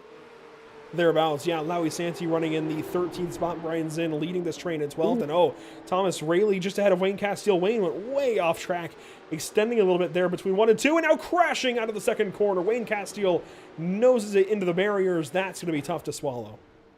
Oh yeah, that's going to be really, really tough to swallow. A self-inflicted mistake right there. And you can see that car is going to be carrying damage at least towards, up until the pit window when he comes down to the pit lane. But that's going to be hurting his performance, Andrew. So a really, really unfortunate mistake there for the number 3. Further up, our leaders staying nose to tail. 1, 2, 3 are Rico, Miranda, and Do Carmo. Giuliano Romagnolo now having to worry just a little bit about Dino Filippa if he wants to hang on to that 4th spot. This is not a battle we've talked much about this season, although they were nearly battling last week at Indianapolis when Dino Filippa had those mistakes at the back end of the show, and Giuliano Romagnolo nearly took that spot away, nearly was a big part of the fight for the win. And now we'll see what these guys can do with Suzuka. See there, Romagnolo losing a bit of touch to Bruno Do Carmo, and you can see there Filippa looks like he's allowing himself to be a bit more aggressive. You can see they're putting the car a little bit to the inside to make sure Romagnolo knows he's there. So trying to push a little bit harder. Looks like a mistake right here on the exit of Spoon Curve, and you can see Brian Zinn accelerating. Looks like, is that Lawi Senti going a bit slow? It is. Lawi's very slow out of Spoon down the backstretch. So yeah, another mistake for me. He drops all the way down to, I think, one of the last few positions. He was up in 13th. He lost at least 3 positions right there. So a mistake from him really caused it. You can see there on the back end, looks like, is that TK making a move? And that was the inside of Lauren Zavadiel for a moment. This is for 17th position. A couple of pros mired deep in the field. And TK, I think, just having a bit of fun with Lawrence here. Lauren Zavadiel, very promising out of Pro-Am last season. Just not quite what he's wanted this season. And here comes TK to the inside for turn 1. Easy pass by the time he gets down to that braking zone. And Lucas Souza with a problem ahead. He is off into the dirt and into the barriers, it looks like. Car 106 with trouble. I just saw a huge puff of smoke from his car. Looks like no visual damage, at least. So somehow he was able to either save that car or have a really lucky impact, but he's going to be dropping all the way down to 18th place. So an unfortunate mistake there for Lucas. And yeah, it looks like he's definitely going to be wanting to shake that one off, but the tires definitely won't be happy about that massive lockup, will they? And now Dino Filippo moves into the fourth spot ahead of Giuliano Romagnolo. So speaking of tires, JB, again, we've got to reference the fact that Dino has had to come back from several positions behind our race leaders. And he's into fourth now, but how severely damaged will these tires be at the pit stop and the rest of this way? I mean, he's definitely using them up right now to get back into a decent position. Can he defend? Can he make more spots up? Is he going to be on the back foot? I mean, a lot of questions I think surrounding car 71 at the moment. Absolutely. I'm getting some serious, like, Charles Leclerc vibes from Dino Filippo right now. You know, as soon as he makes a mistake, he completely, you know, switches up the driving mode, just goes for overtakes after overtake.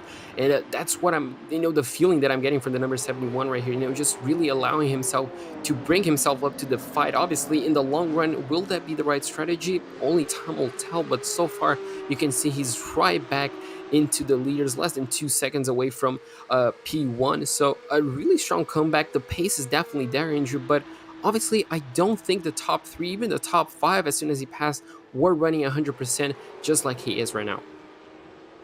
Working through turn number 2, you can see our top 4, top 6 even, all in a line. 7th place is Trey Drawhorn. And for your Drawhorn fans out there, no worries. He's got 4 seconds and change back to 2nd place in Pro-Am.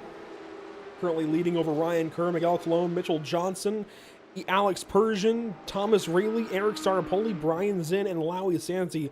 All a bunch of Pro-Ams in a line from 7th place down through 14th. And now Lowy drops to the 16th spot.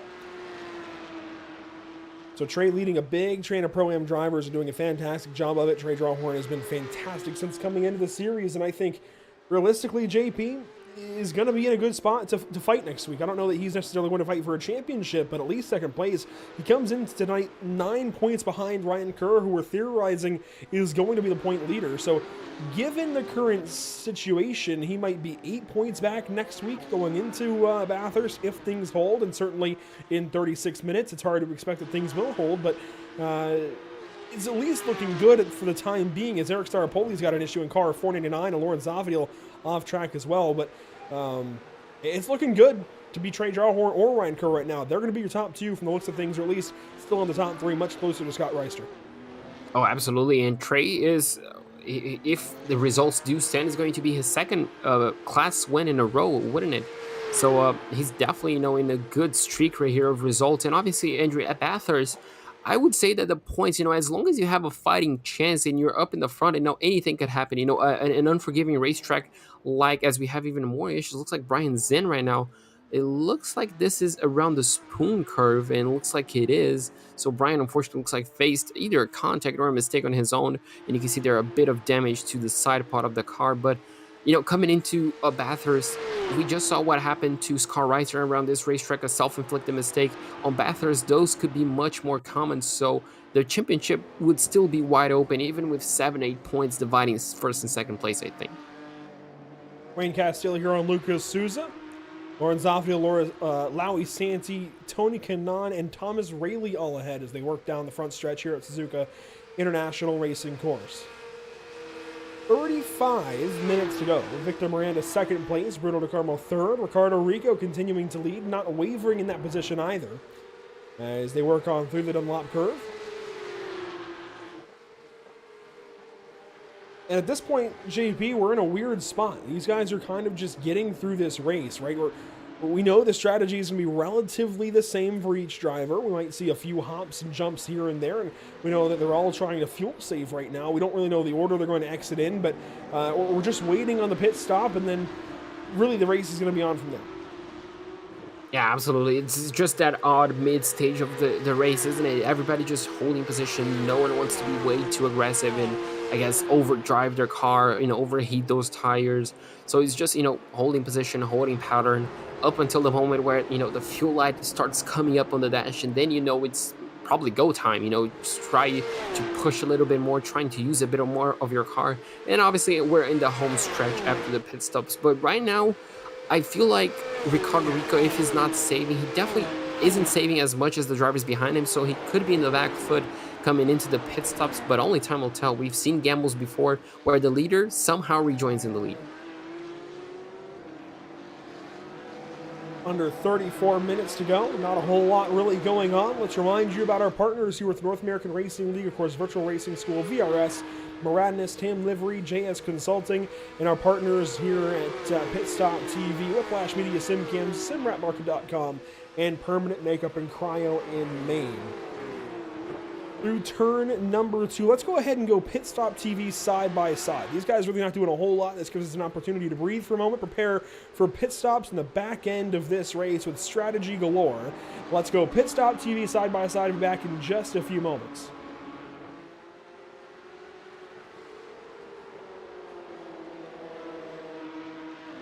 After months of quarantine, we're all interested in how we can become our best self. The team at Permanent Makeup and Cryo is here to help you get the flawless makeup look every day without the extra effort or time. When it comes to your appearance, you deserve the best care that money can buy.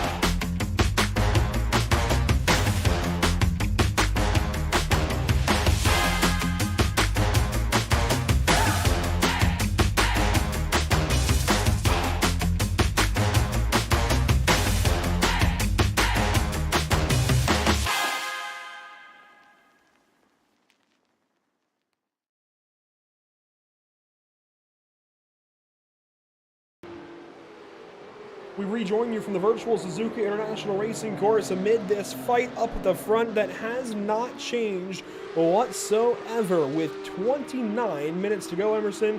Not Emerson, I keep doing it. With 29 minutes to go, JP, we have got quite the situation on our hands. Not much changing necessarily, but a whole lot is going to change at the pit stops, we do believe. Yeah, absolutely. We're gonna see who has saved more fuel, but not only that, who's willing to gamble a bit more on fuel, maybe to retain that position. I'm looking at number 51 to obviously try and do that to make sure he retains the lead. But you can see there, the top six pretty much knows to tell the top four surely. And well, it's getting closer, Andrew. And as soon as we might see, as soon as we see actually purple lap times, I think that's going to be our cue to know that we're only a few laps short of the pit lane. Yeah, these guys tend to go a little bit deeper in this race than we ever usually expect. Recently, these guys have nearly gone to 15 minutes to go before they pit. That's 35 minutes on about a half tank of fuel. As we've got problems for Thomas Rayleigh and Lowy Santi. Actually, not necessarily problems, but they are in the pit lane. So not necessarily problems, but strategy on hands for both of them. Rayleigh will exit in 16th with Lawrence Zavadiel and Tony Kanaan having pitted last lap. There is Zavadiel in car 24.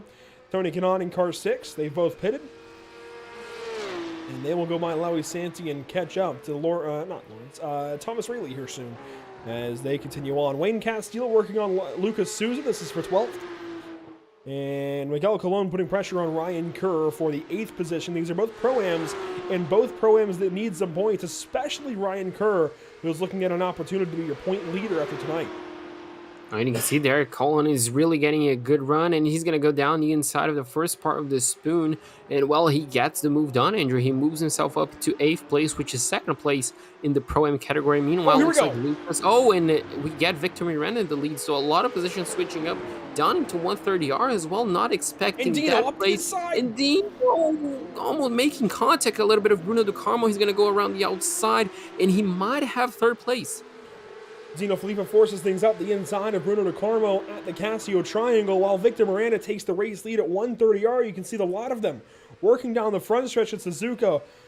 Victor Miranda moved over to the right side to diminish that draft down to turn 1, and now Dino settles back into the 4th spot. He's got damage, and Bruno goes off, so that's going to be 3rd now for Dino as Bruno comes back on, nearly cuts off the nose of the 55 car. That was very aggressive from Bruno DeCarmo coming back across the racetrack. Oh boy, getting excited. It really is. He was very aggressive down into turn 1 to try and retain 3rd place, but ended up overdriving. You can see there a bit of visual damage on the 71. I think it was due to that contact down into the Casio Triangle. It definitely was. It definitely was, but just that how quickly things have changed up in the front, and it all starts with the number 1 making a move for P1. Things spreading out for a moment between our top 5. We'll take a moment for this replay and see just what happened while we were covering some more of the field. This is down the backstretch, and we talked earlier about Victor Miranda using this back straightaway to have an opportunity down at 130R, and this time you can see it was a lift. It might have actually just been a shift from Ricardo Rico, but wow, that was one heck of a move. And here comes Dino Felipe. This is big time to the inside of the Casio Triangle, slides in there and makes a little bit of contact at apex, but I think that was a decent lunge. I think that's just racing. Those guys just trying to get the most out of the corner. Yeah, I think so too, Andrew. And you can see there on the exit, Bruno DeCarmo actually got a better run just by running at that outside line, but just running deep into turn number 1 ended up costing him 3rd place and almost making contact. There we go. That's even more contact between those two. Contact down the backstretch between Bruno DeCarmo and Dino Felipe. Felipe protecting the inside of the Casio Triangle. Oh boy, these guys. And, to be fair, Bruno DeCarmo not in the championship fight, Ricardo Rico not in the championship fight, so Victor Miranda and Dino Felipe, those guys are. But at the same time, Ricardo Rico, Bruno DeCarmo, they're here to race. They're just going to move over. He might be a little more lenient at times, but that might not even be the case. They're still here to race and get points for themselves. Everybody's here for a reason. Yeah, everybody just wants to win. Everybody just wants to finish as high as they possibly can. And obviously, even if you're not in the championship fight, you definitely want an overall race victory to your resume, don't you? So, as you mentioned, they're not just going to move over. They're definitely going to fight because it's still a race for them. So, yeah, you cannot take things for granted just because you're not in the championship fight. You still have to work hard for it.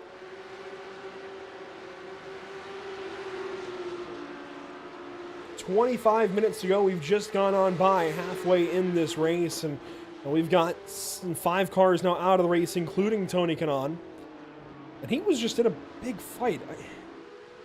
I didn't think he had crashed recently. He just pitted. Let's go ahead and go back and see what's happened to TK. I mean, we've seen him in incidents before, JP, but we don't usually see him just drop out like this. Yeah, I don't remember the last time he dropped out. Actually, he always usually finishes the race. So just weird to have it happen. You can see the car is in pristine condition after the pit stops. Obviously, he got the damage all fixed. So I wonder if it was just, I don't know, connection issues or what exactly happened to TK. But you can see here exiting the first sector, all looks a-okay for him. A little bit odd to see him suddenly out of this race, and coming through Dunlop, which goes around. Yeah, that'll do it. And yeah, that just proves that even the greats make mistakes. So yeah, unfortunately for TK, it looks like that's going to be all she wrote for this round, and really unfortunate to see him drop out of the race. Meanwhile, it looks like these two are still on a battle, Andrew, and that's allowing the top two to, well, check out. Dino Filippo, Bruno De Carmo still locked in battle here, third and fourth, although Dino starting to make some ground, and even Giuliano Romagnolo making some ground on Eric Goldner, even though they're still just about in the lockstep formation. Really, you've got three tandems up here in the front of the field, and the more that I look at this battle, I have to wonder why Victor Miranda made the pass in 130R unless he was worried about Dino that was closing in. Of course, Dino made a move for third the next corner, so maybe that's part of it, but he's now leading. He's no longer saving fuel, JP. This is going to be tough on car one. Absolutely. I actually really don't know the answer to that. That just doesn't make sense from what we've seen and then know from pro racing, especially on NARL, to make a move this early, just before, a few laps before the pit window. So he's not going to be able to save as much fuel. It should bring, as you can see there, Eric Goldner and Romagnolo quite going at it a little bit down into the hairpin. But yeah, now Victor Miranda could essentially neutralize that fuel advantage that he had over Rico, just by overtaking it a bit too early. Up to spoon, we'll see what these guys can do. I mean, Ricardo Rico at this point, able to save a lot of fuel that he wasn't previously, so that's going to diminish the losses that he was going to have at his pit stop and make it even tougher on Dino Filippo, I think, as a whole. But Dino, of course, able to at least save a little bit of fuel, but has he been saving fuel? He's been pushing a lot today, JP. I'd have to believe that he's been pushing enough to not really save much. I can't imagine where he would have been saving fuel at this point in the race. I guess to this point in the race, these guys are really extending track limits as far as they can. They're out of 130R. 21 and a half minutes to go. Pit stop is looming. Just a lot of question marks. And we see this week in, week out. We always think we might have a clue of what's going on, and then these guys surprise us. And I think that's definitely being evidenced once again. Is we think we know what's going to happen. We think we see what these drivers are thinking immediately. They go and change things on us. But we do know at least what Trey Drawhorn's trying to do. He's just trying to keep his race going, save a little bit of fuel if possible, and stay ahead of Miguel Colon, who's got 7 seconds on nearly. About 6 seconds at the moment. Ryan Kerr, another little ways back of Miguel Colon, although those guys actually could be in battle again soon. Ryan lost this spot to Miguel earlier, and I'm sure wants it back. He needs those points. Yeah, maybe he's just, trying to save a little bit of fuel to get the position back on the pit lane itself. But, Trey is just controlling this pace. He can even, I guess, fuel up the tank if he wants to, and obviously rejoining the lead. Meanwhile, these two, Colon got the lead on this battle right here, got the position, but Kerr doesn't seem to be dropping off as much as you mentioned, so maybe just trying to keep in contact to make sure he has at least a chance to fight back towards the end of the race. We are on lap 15 of an expected 25 as we stay here with Ryan Kerr in the 9th position. His teammate Richard Johnson behind. Down to 19 cars left in this race. Scott Rice, the last of them, has recently gone 1 lap down. The intervals between cars, the deltas between cars are extending a little bit. In fact, there's no battles within 1 second in the range of 11th through 19th. We only have the leaders up front, Victor Miranda and Ricardo Rico, separated by 6.5 tenths. Then we've got Giuliano Romagnolo, Eric Goldner separated by 3 tenths, and then Miguel Colon and Ryan Kerr we're watching currently separated by about 7 tenths, as you can see on screen. So let's go up to Eric Goldner, actually, and theorize a little bit, right? Eric Goldner, teammates with Victor Miranda, who is now leading this race at Energy Sim Sport, teammate as well with Roger Lazende, who took an early exit. He's going to finish 23rd, it looks like, today. What's Eric's game plan here, JP? What do you think? I mean, ideally, in an ideal world, he should be right behind, obviously, Victor, to make sure he can defend from Dino, just trying to maybe back off Dino. Right here, I think he has an opportunity to maybe down in the pit lane, just gamble a lot on fuel and make sure he rejoins at least ahead of Dino if he cannot save as much, and then just trying to back him down to the competitors and just trying to slow him down a little bit to make sure his teammate gets as many points on him as possible. I feel like that has to be the game plan. If you're Eric, just trying to get ahead, rejoin ahead of the number 71, and then just try to slow him down as much as you can on the remaining few laps after the pit window.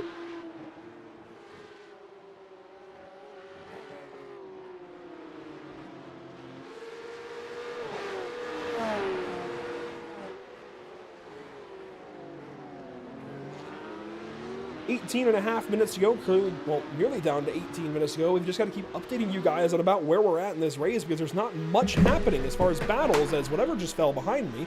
But Lucas Souza is in the pit lane in car 106. There just isn't a whole lot going on the racetrack, JP. These guys are all just trying to set up for the run from the pit stop. And I talked about earlier how these guys are pushing the pit stop further and further into this race, nearly 15 minutes to go already. And I don't think they're coming in this lap. I think more so they're coming in next lap. So we're going to be at that mark, 15 minutes to go or so. We might see a few takers this lap, depending on how little fuel they might have been able to save. But just waiting for the opportunity to get off the pit lane and see where these guys are at. Yeah, absolutely. It's kind of back in that stage that we were 10, 15 minutes ago, just people just trying to hold their own, and you can see right here, none of the top two, and you can see Philippa comes into the pit lane, so you can see their strategy early on, Andrew, and that was a big quick into the pit lane. Hopefully that wasn't a penalty, but that strategy of pushing early on to make sure you're back in that battle could bite him back right here. 1 lap earlier, could be 2 laps as well, as he finally comes down into his pit stall, and we're gonna have to take a look at how much fuel he puts in his car. Ryan Kerr also down to the pit lane. No, actually not Ryan Kerr. Yes, it is Ryan Kerr. That was Mitchell Johnson we got accidentally for a moment. So Ryan Kerr in as Dino Felipe exits. It's a 28.63 second pit lane time. That's 8.52 seconds in the box. Ryan Kerr, for comparison, we're looking for an 8.5 from Dino. What's it going to be for Ryan Kerr? Just over 8, 9, 10, 11, 12 seconds for Ryan Kerr. That's a big difference. Yeah, that's a massive difference. 4 seconds of fuel, that's quite a few liters more. So either it's a massive gamble by the number 71 or a bit of a miscalculation from Ryan Kerr. So we're just going to have to wait and see which one it is. But, Philippa rejoins, looks like just behind Alex Persian. So looks like the gap is just big enough, Andrew, that if Persian comes down, comes to the pit lane this lap, shouldn't slow down Philippa too much. And props to Alex, by the way. We talked a lot about him last season in the amateur division, running those 30-minute races, no pit stops, and this season has been all but abysmal for him. It's been rough. It's not been what car 79 has wanted or needed for Moradinus, but he has stayed strong, made as many races as he's been able to, and just trying to keep making progress, at least in this series. The good run tonight, currently 9th place, might sort back out into 10th after the pit stops. Here we go, though. Our race leaders down to 130R. Bruno De Carmona on his own. No Dino Felipe to help him this lap. Do our leaders all come in at the same time, JP? It's certainly looking like a possibility. Does Bruno come in? Yes. Does Giuliano Romagnolo come in? Yes. And Eric Goldner will stay out. Not all that surprising to me. Yeah, Eric just trying to extend one more lap, maybe just trying to get a bearings on fuel, Andrew, to, I guess, rejoin ahead of Dino Felipe. Meanwhile, the number 1 comes down into his pit lane. He's going to be on the second stall. And Rico as well. This could change a little bit on the race. You can see there Bruno Carmo, 9.2 seconds. So maybe Filippo was gambling, and Bruno is going to rejoin, I think, on the lead of the race. And there goes Dino Felipe way down into turn 1. He's got a big gap. The pit box time, a 9.2 for Bruno DeCarmo, a 10.2 for Victor Miranda, and it's a 10.7 nearly for Ricardo Rico. That is huge. Giuliano Romagnolo, a 10.9. One of his better pit stops of the season, I'll admit, but Trey Drawhorn at 11.2. This is going to be completely race changing up front. Dino Filippa clear to the race lead, but can he keep saving fuel? I think he's got to, and he's got to hold off the charge from Bruno DeCarmo. And JP, we know Bruno DeCarmo is not going to play kindly. He is going to push, especially after that contact in the Casio Triangle. Absolutely. And I don't know, even without this battle, I don't know how Dino can finish this race with that amount of fuel. He's been pushing since, I think, lap number 1, and he put, 1.5 seconds less fuel than the guys that were saving. This is a massive gamble for him. Obviously, it's working so far, but the question is, for the rest of the race, will it work up until the last lap and last corner, or we could see a repeat of what we saw quite a long time ago, Andrew, if you remember Road America, drivers running out of fuel on the home stretch. And there's two kinds of saving we talk about here with the North American Racing League and really any kind of racing. There's tire saving and there's fuel saving. And we're talking about tire saving when it comes to Dino Filippa, mostly that he didn't do. Sure, he was probably able to fuel save a little bit, although I'm kind of surprised that he was. But he hasn't really seemed like he's been tire saving at all, while these other guys have had the opportunity to do so. I think most notably, Victor Miranda and Ricardo Rico have been able to sit back and save a little bit as, oh no, Bruno DeCarmo, a slowdown, gives up those spots. Or is it a slowdown? Was that maybe strategical? I don't know. It's, oh wow! No! Oh. Contact, that's huge for the championship. What's just happened? Actually, what is going on? Dino is parking the car.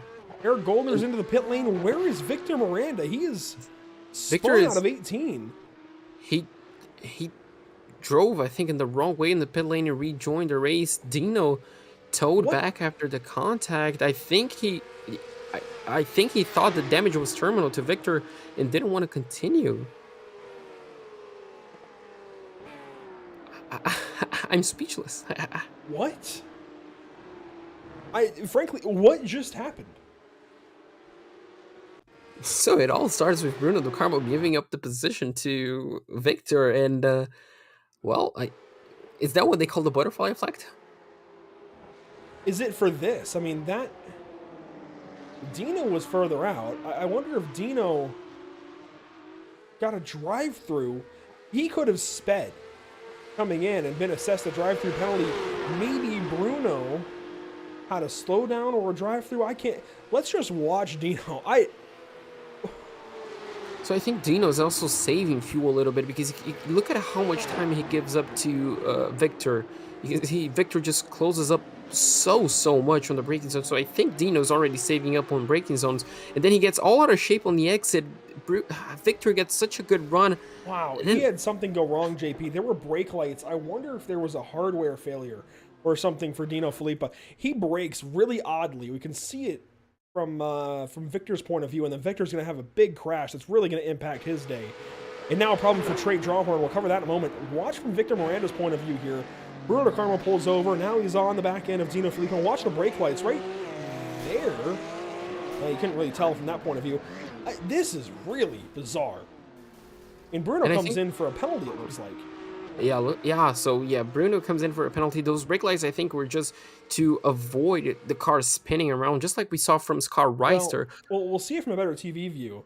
They come on at a really weird spot that they shouldn't have come on at. This is still backing it up. Let's watch it. I think it was from here. Brake lights come on really late.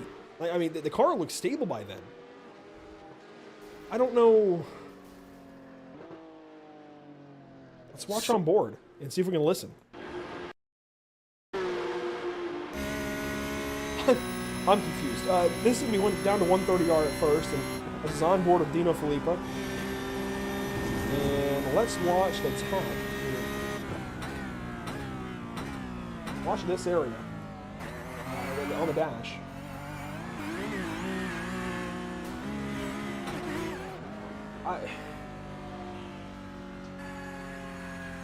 And no attempt to accelerate afterwards. No attempt.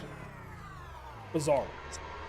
Yeah, so from seeing it live the first time, I thought it was a bit of fair play, just contacting and I guess just waiting for the other driver. But then he just pulled off and towed. Victor was obviously, crashed quite hard into the pit lane entry.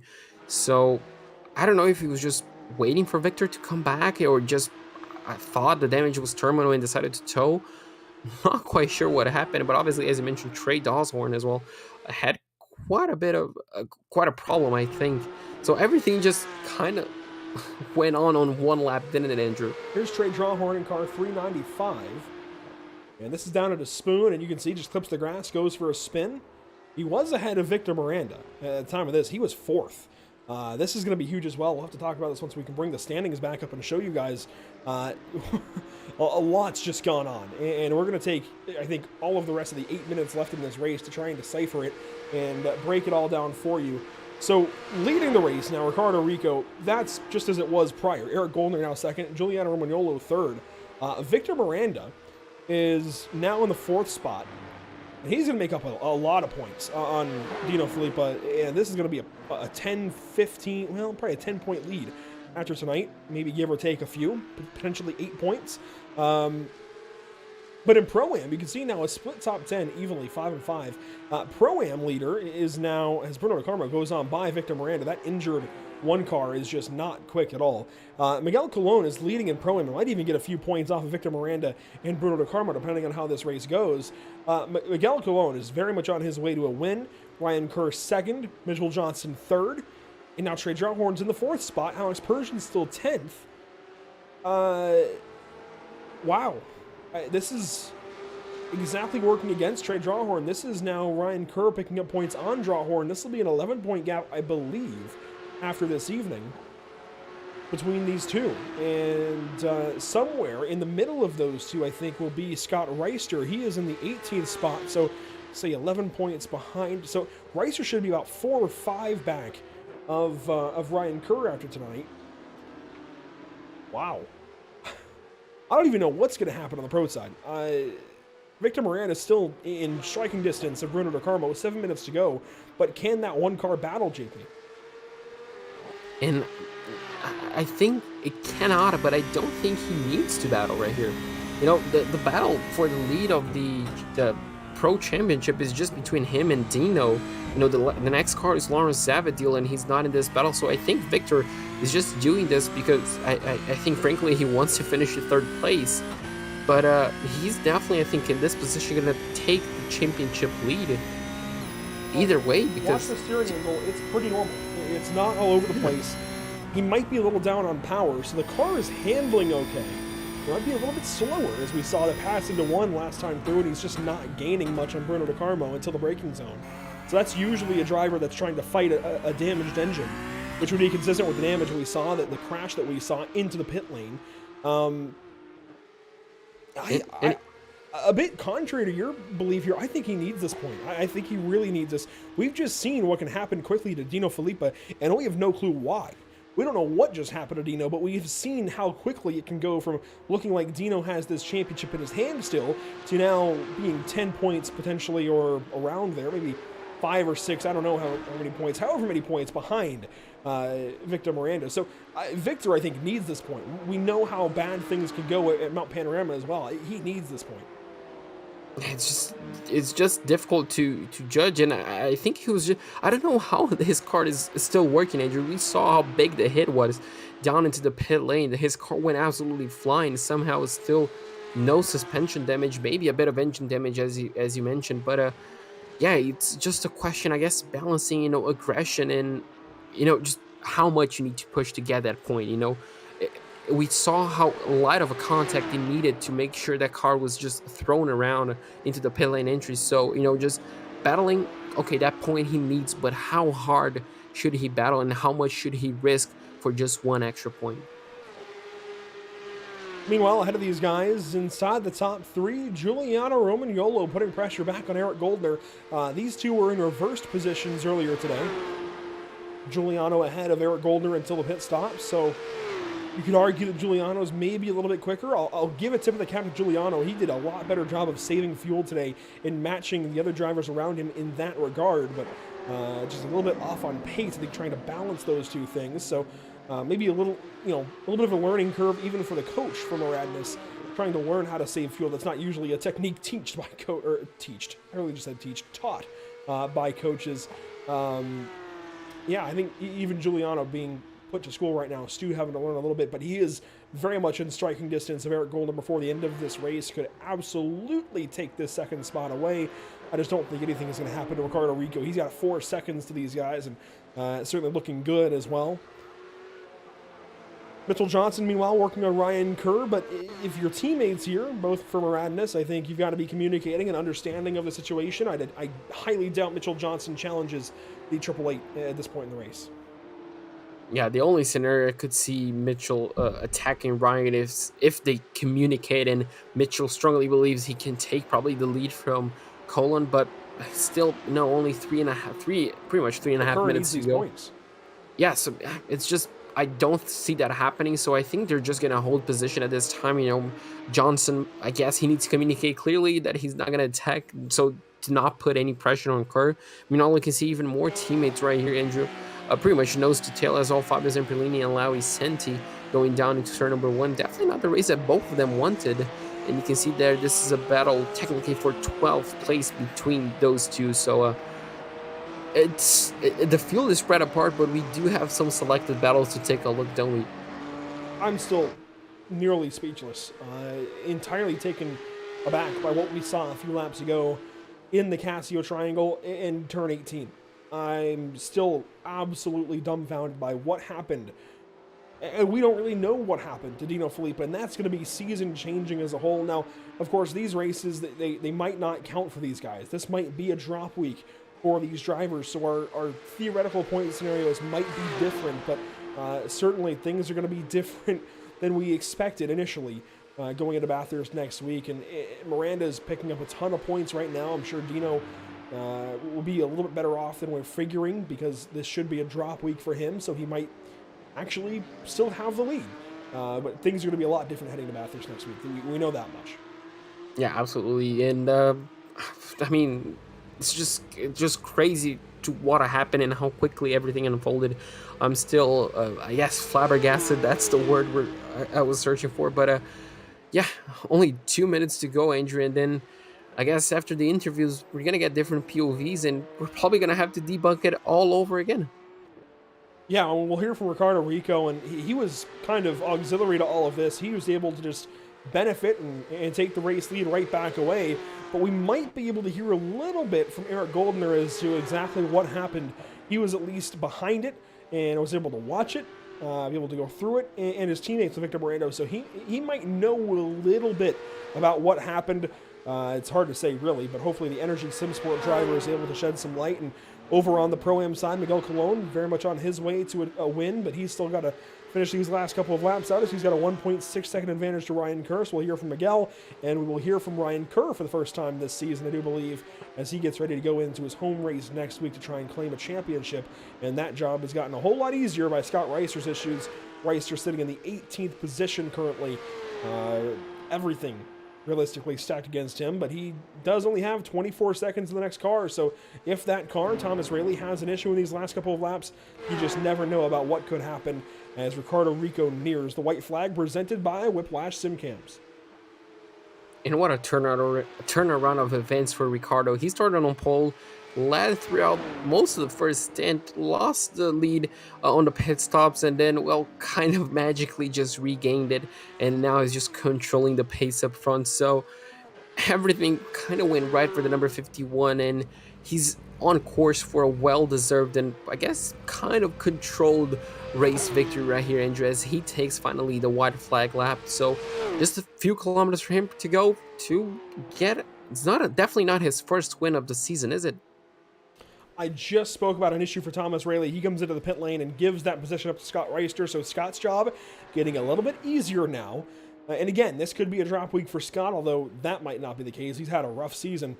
So point situations are going to be interesting between now and next Thursday evening, August the 11th, as the white flag is officially out, presented by Whiplash Simcams. And taking that white flag in Pro-Am is Miguel Colon, just ahead of Ryan Kerr, who is getting closer and closer to having a challenge potentially from Mitchell Johnson, although those two teammates should play nice given the circumstances, as there is a problem for Fabio Zamperlini into 130R. If you recall, 130R was a corner that definitely fed his championship a few seasons ago in the GT3 cars. Tonight, and it's just not going to work out for him. Yeah, looks like unfortunately one of the races to forget, and just really unfortunate. And you can see there he goes back to pit lane, I think, to retire the car on the final lap. As you can see there, Ricardo Rico just coming up to spoon for the final time under racing conditions, and there he goes, runs off safely. So I think the dangerous part of the circuit is already done, Andrew. Right here, it should be, I guess, just sailing it home. And, well, the number 51 is on course to, well, a victory around here in Japan. Started on pole lap throughout the first stint, and now, well, he's going to lead the most important lap of them all, Andrew, the last one. Ricardo Rico, the Arnage competition, number 51, fights through it all tonight. He dropped well down the order last week at Indianapolis. Might find himself back up in it. Who knows with the drop weeks, but we do know that he is the race winner this evening at Suzuka International Racing Course. Going to victory lane in Japan is car 51. And there he goes, and you can see there Eric Goldner is going to finish in second place, holding off Romagnolo in third. Bruno Ducarmo looks like might be able to fend off Victor Miranda to finish in the fourth spot, and he does so. Does he? Yes, he does, as Victor Miranda does a Victor's massive keep going. The start-finish line is further down here for some reason. You can see the flagman's going to be on the left. Actually, the flagman might just be there. The start-finish line might actually be out of turn 18. It's really hard to say. There's two start-finish lines painted, so I can't blame him. But anyway, as he comes across and will finish in the 5th position, as everybody else will now come on through and finish up their races. Not a whole lot changing, and winning in Pro-Am is Miguel Colon with 1.3 seconds to Ryan Kerr. Mitchell Johnson, Trey Drawhorn goes 4th tonight in class, 9th overall. And next up to the line will be Lowy Santi in 12th. Wayne Castiel will go 13th just behind him. As those two drivers are nose to tail, Brian Zinn will go 14th, Lucas Souza 15th, and Fabio Zamperlini should, if things hold, finish 16th tonight at Suzuka International Racing Course. What a day of racing. I think everybody's still reeling from whatever just happened in the Casio Triangle on turn 18. I'm still absolutely shook, if you will. Me too. The funny thing is, normally we have a reaction ready for that. When it happens tonight, it was just silence. We were all in shock about what happened, but I mean, it did, and I cannot wait to hear from the drivers on their POV of what exactly happened down there. Well, Ricardo Rico finishes things up. All cars have now come across the start-finish line, and that is that. JP, let's go through our unofficial race results from round 7 at Suzuka. Here we are, the top 10. So in first place, we're going to have the number 51 of Ricardo Rico. Eric Goldner is going to finish in second place ahead of the number 55 of Giuliano Romagnolo. Bruno Ducarmo is going to finish in fourth place ahead of the number 1 of Victor Miranda. Miguel Colon is going to finish in sixth place to win the Pro-Am class ahead of Ryan Kerr. Mitchell Johnson is going to finish in 8th place ahead of Trey Donhorn, and Alex Persian down in 10th place. Finishing in 11th, you'll find Lawrence Zavadil. A decent recovery given all things that went on for him tonight. Lowy Santi goes 12th, Wayne Castiel 13th, Brian Zinn 14th, Lucas Souza 15th, and Fabio Zamperlini hangs on to the lead lap in 16th position. Scott Rice to the first car, 1 lap down, 17th spot, just ahead of Thomas Rayleigh and Dino Filippa. What could have been potentially, maybe should have won this race, finishes 19th spot, likely a drop week for him, and who knows how the points are going to shake out as Tony Kanaan goes 20th. 21st place goes the way of Eric Starapoli. Roger Rezende is going to finish 22nd ahead of Marcelo Canoff in 23rd, and Bryce Rodriguez is going to finish in 24th in the last car to be scored. Drivers are filing their way into our Discord channels to get a few words with us here after this one. JP, let's kick things off with our, let's see, overall race, our Pro-Am. There we go, there's our overall race winner, Ricardo Rico, checking in. Let's go ahead and bring in Ricardo, the winner tonight on Suzuka.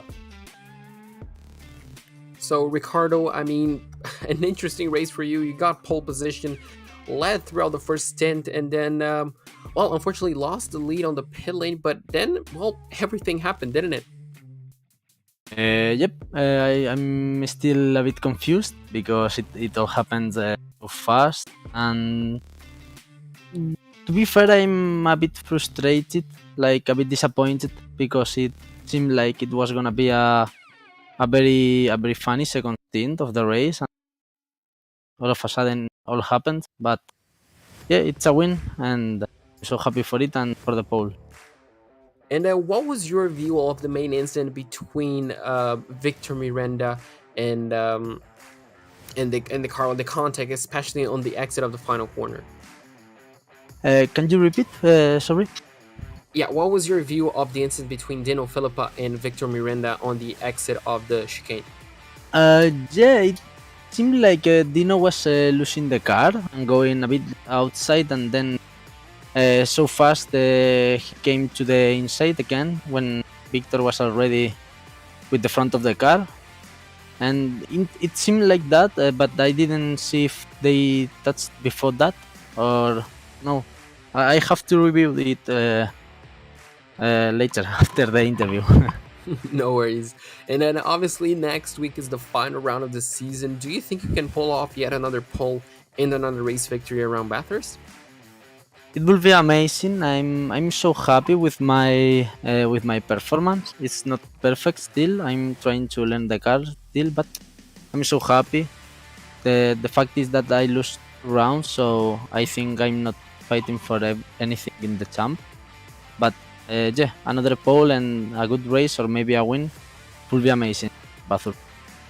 Yeah, absolutely. The pace for you definitely seems to be there, especially in qualifying, definitely on the race. So hopefully we can see you, fighting for the top positions around Bathurst. But yeah, Ricardo, it was a fantastic race from you, and I hope to hear more from you around Bathurst. Thank you guys. Good job on the stream, and have a good night. Thank you. Same goes to you. And Andrew, that was Ricardo Rico, the number 51 and race winner around the Suzuka tonight. We'll move things down the line to the Pro-Am race winner. That's Miguel Colon with the number 87 that he has piloted so beautifully this season. And Miguel, a whole lot went on tonight. How do you sum up what went on for your race? At some points, it looked like maybe you were going to be battling with Trey Drawhorn. He was caught up in who knows what, and suddenly you're the race winner. Man, this race was like completely like a up and down. I was dividing what setup to use for the race, and then last minute I decided to go with low wing for qualifying, and then I say I'm gonna use the same for the race. Man, beginning when the red light were in, my cruise ship window popped up in the front of my screen, so I had to like remove that. So I missed the whole start, everything. That's why I had like a very bad start at the beginning of the race. I think that helped me avoiding the whole crash that happened at the beginning of the race. But I think I was able to recover a couple seconds on Tres on the pit stop. I saw when he had probably like an incident before the going into the pit stop. I was able to recoup something, but I don't know if it was involving a crash in front with the other guys, with Victor. I don't know if it was Bruno, but I think I got lucky in that one again. And we're coming to the night not really thinking that you're in this championship battle, but with everything going on this week and even potentially next week at Bathurst, you could be. How do you tackle the mountain in Australia and just try to put yourself in the best position that you possibly can? Well, we're gonna give it the same try like we did today. Try to do probably what other people are not gonna do. Go risk. Go in the risk side and see if we can take the advantage. Gaining the points, the extra point for the pole position. Also, see if we can at least win in our class. Today was a good day in points overall. So I think, it will be interesting race over there in Bathurst. Those walls are tight. Any incident going down the hill, it could be catastrophic, or going up, so there is no way to go. Well, there you go. Miguel Colon wraps up another Pro-Am win this season. It's a 6th place overall. Miguel, congratulations. I'm sure we'll talk to you more next week at Bathurst. Thank you guys. Have a good night. Really thank you to my teams in Racing PR and my sponsorship, John Sergio Machine Shop. Thank you very much, guys. There is Miguel Colon wrapping things up from position number 6. And JP, let's move now to second place finisher overall, Eric Goldner, teammate with the guy that we thought was going to have this race in his hands. Then maybe not, then maybe again, and then finishes 5th. It's Eric Goldner, teammate to Victor Miranda. Então, Eric, uma ótima corrida, acabou terminando em segundo lugar, sempre estava ali durante a corrida no top 5, mas o segundo lugar veio depois de um incidente relativamente interessante com o seu companheiro, mas me conta como é que foi sua corrida. Boa noite, São Paulo. Cara, foi uma corrida que eu não esperava estar aqui na frente. Eu tive muito pouco tempo para treinar, tava bem inseguro com a tocada na pista e Suzuka sempre demanda muito foco, muita atenção e confiança no carro. Então, sem prática aqui, sem treino, é bem complicado. Então, eu tava literalmente comboiando ali, andando atrás do pessoal e tentando justamente aguardar ali, ver se dava alguma confusão, e acabou acontecendo para conseguir aí o primeiro P2 aí no campeonato. E ali o fim ali foi bem complexo, porque eu já tava com 14x, acho que 6 voltas antes do fim, então aguentar a pressão ali do Juliano e não tomar mais nenhum X foi de suar. Com certeza, no fim ali foi bem apertado entre você e o Juliano. E obviamente, né, vocês ficaram nessa posição de segundo e terceiro devido ao incidente que aconteceu com o Victor e o Dino. Como é que foi no seu ponto de vista? O Victor mencionou alguma coisa, talvez no rádio da equipe, que você possa compartilhar com a gente? Ele deu uma esbravejada aqui, gritou aqui um pouquinho, mas não deu muito pra ver o que aconteceu. Ele continuou na pista, né? Então não sabe se aquela coisa, né? Na hora ali você sempre acha que tá com a razão e pronto, né? Então tem que parar lá pra dar uma analisada, ver o que aconteceu, mas infelizmente pra eles, felizmente pra nós. Com certeza. E semana que vem o último round da temporada em Bathurst. Como é que vai ser? Qual é a expectativa? Repetir o resultado? Talvez tentar a primeira vitória? Como é que vai ser? Bom, vamos tentar focar em treinar mais um pouquinho. Acho que essa próxima semana devo estar um pouco mais tranquilo, então vamos tentar aí conseguir pelo menos mais um P2 aí para ver se consegue pegar ali o P3 ali do campeonato, o P2, quem sabe, né? Acho difícil, mas vamos tentar, é isso.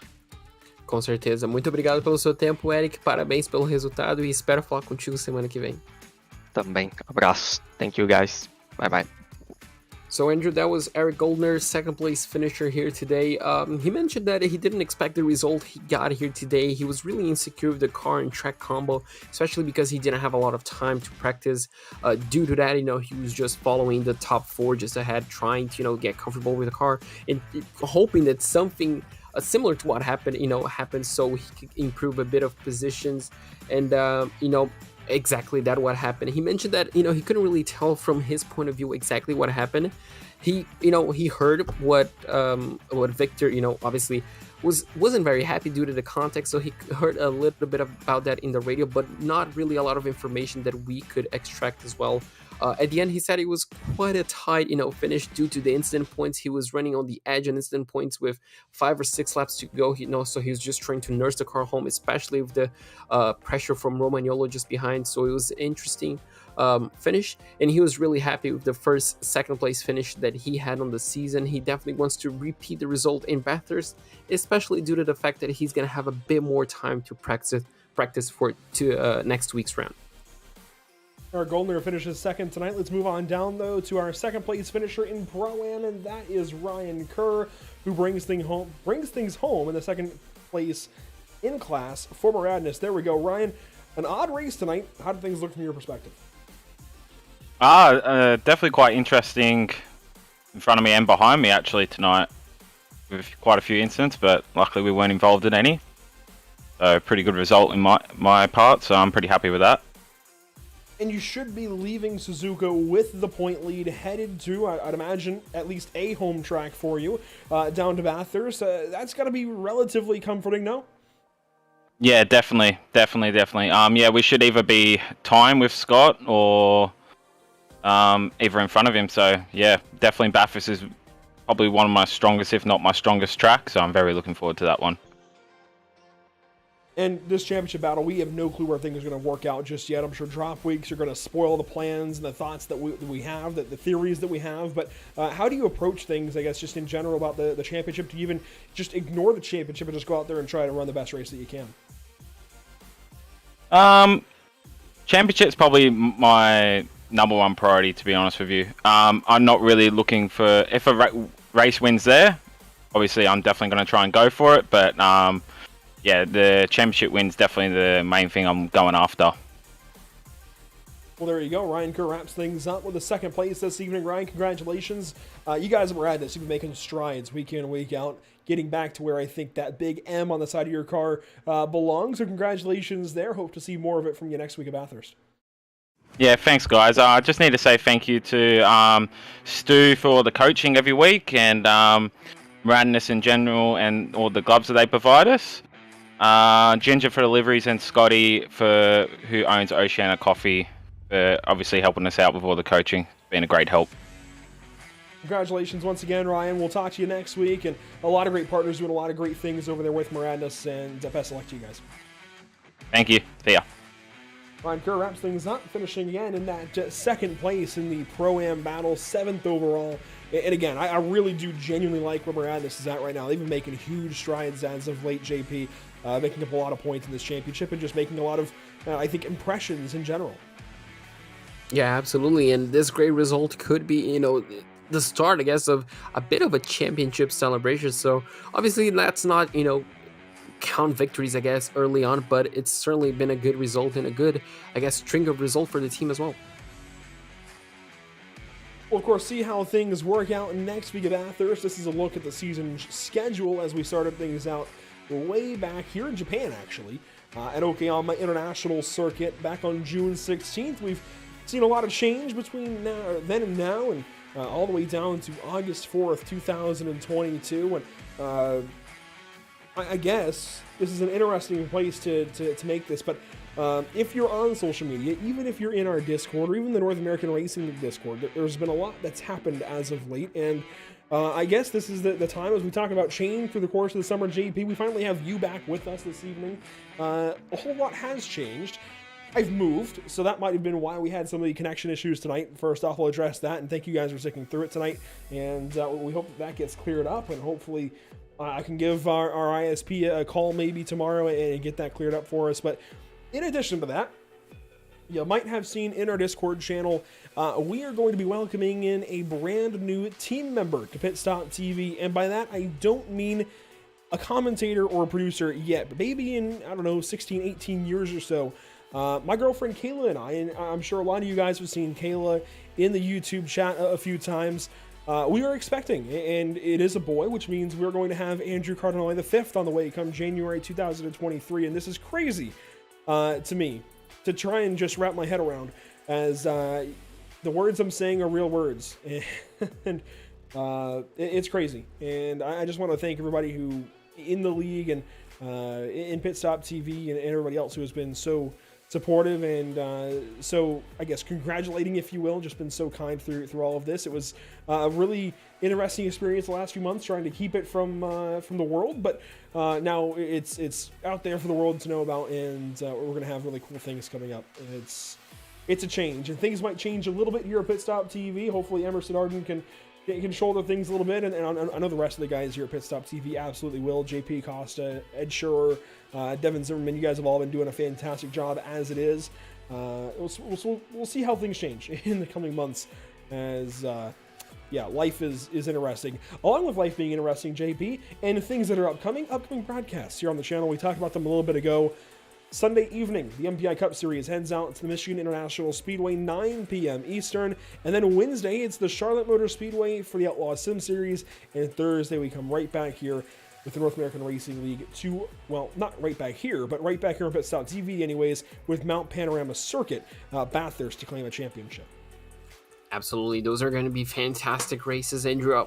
Not a full week, but definitely a packed week for racing. And definitely you should follow us on social media to make sure you don't miss a single bit of the action on Facebook.com/PitStopTV, Twitter.com/PitStopTV_, Instagram.com/Pit_Stop_TV, and obviously on YouTube.com/PitStopTV1.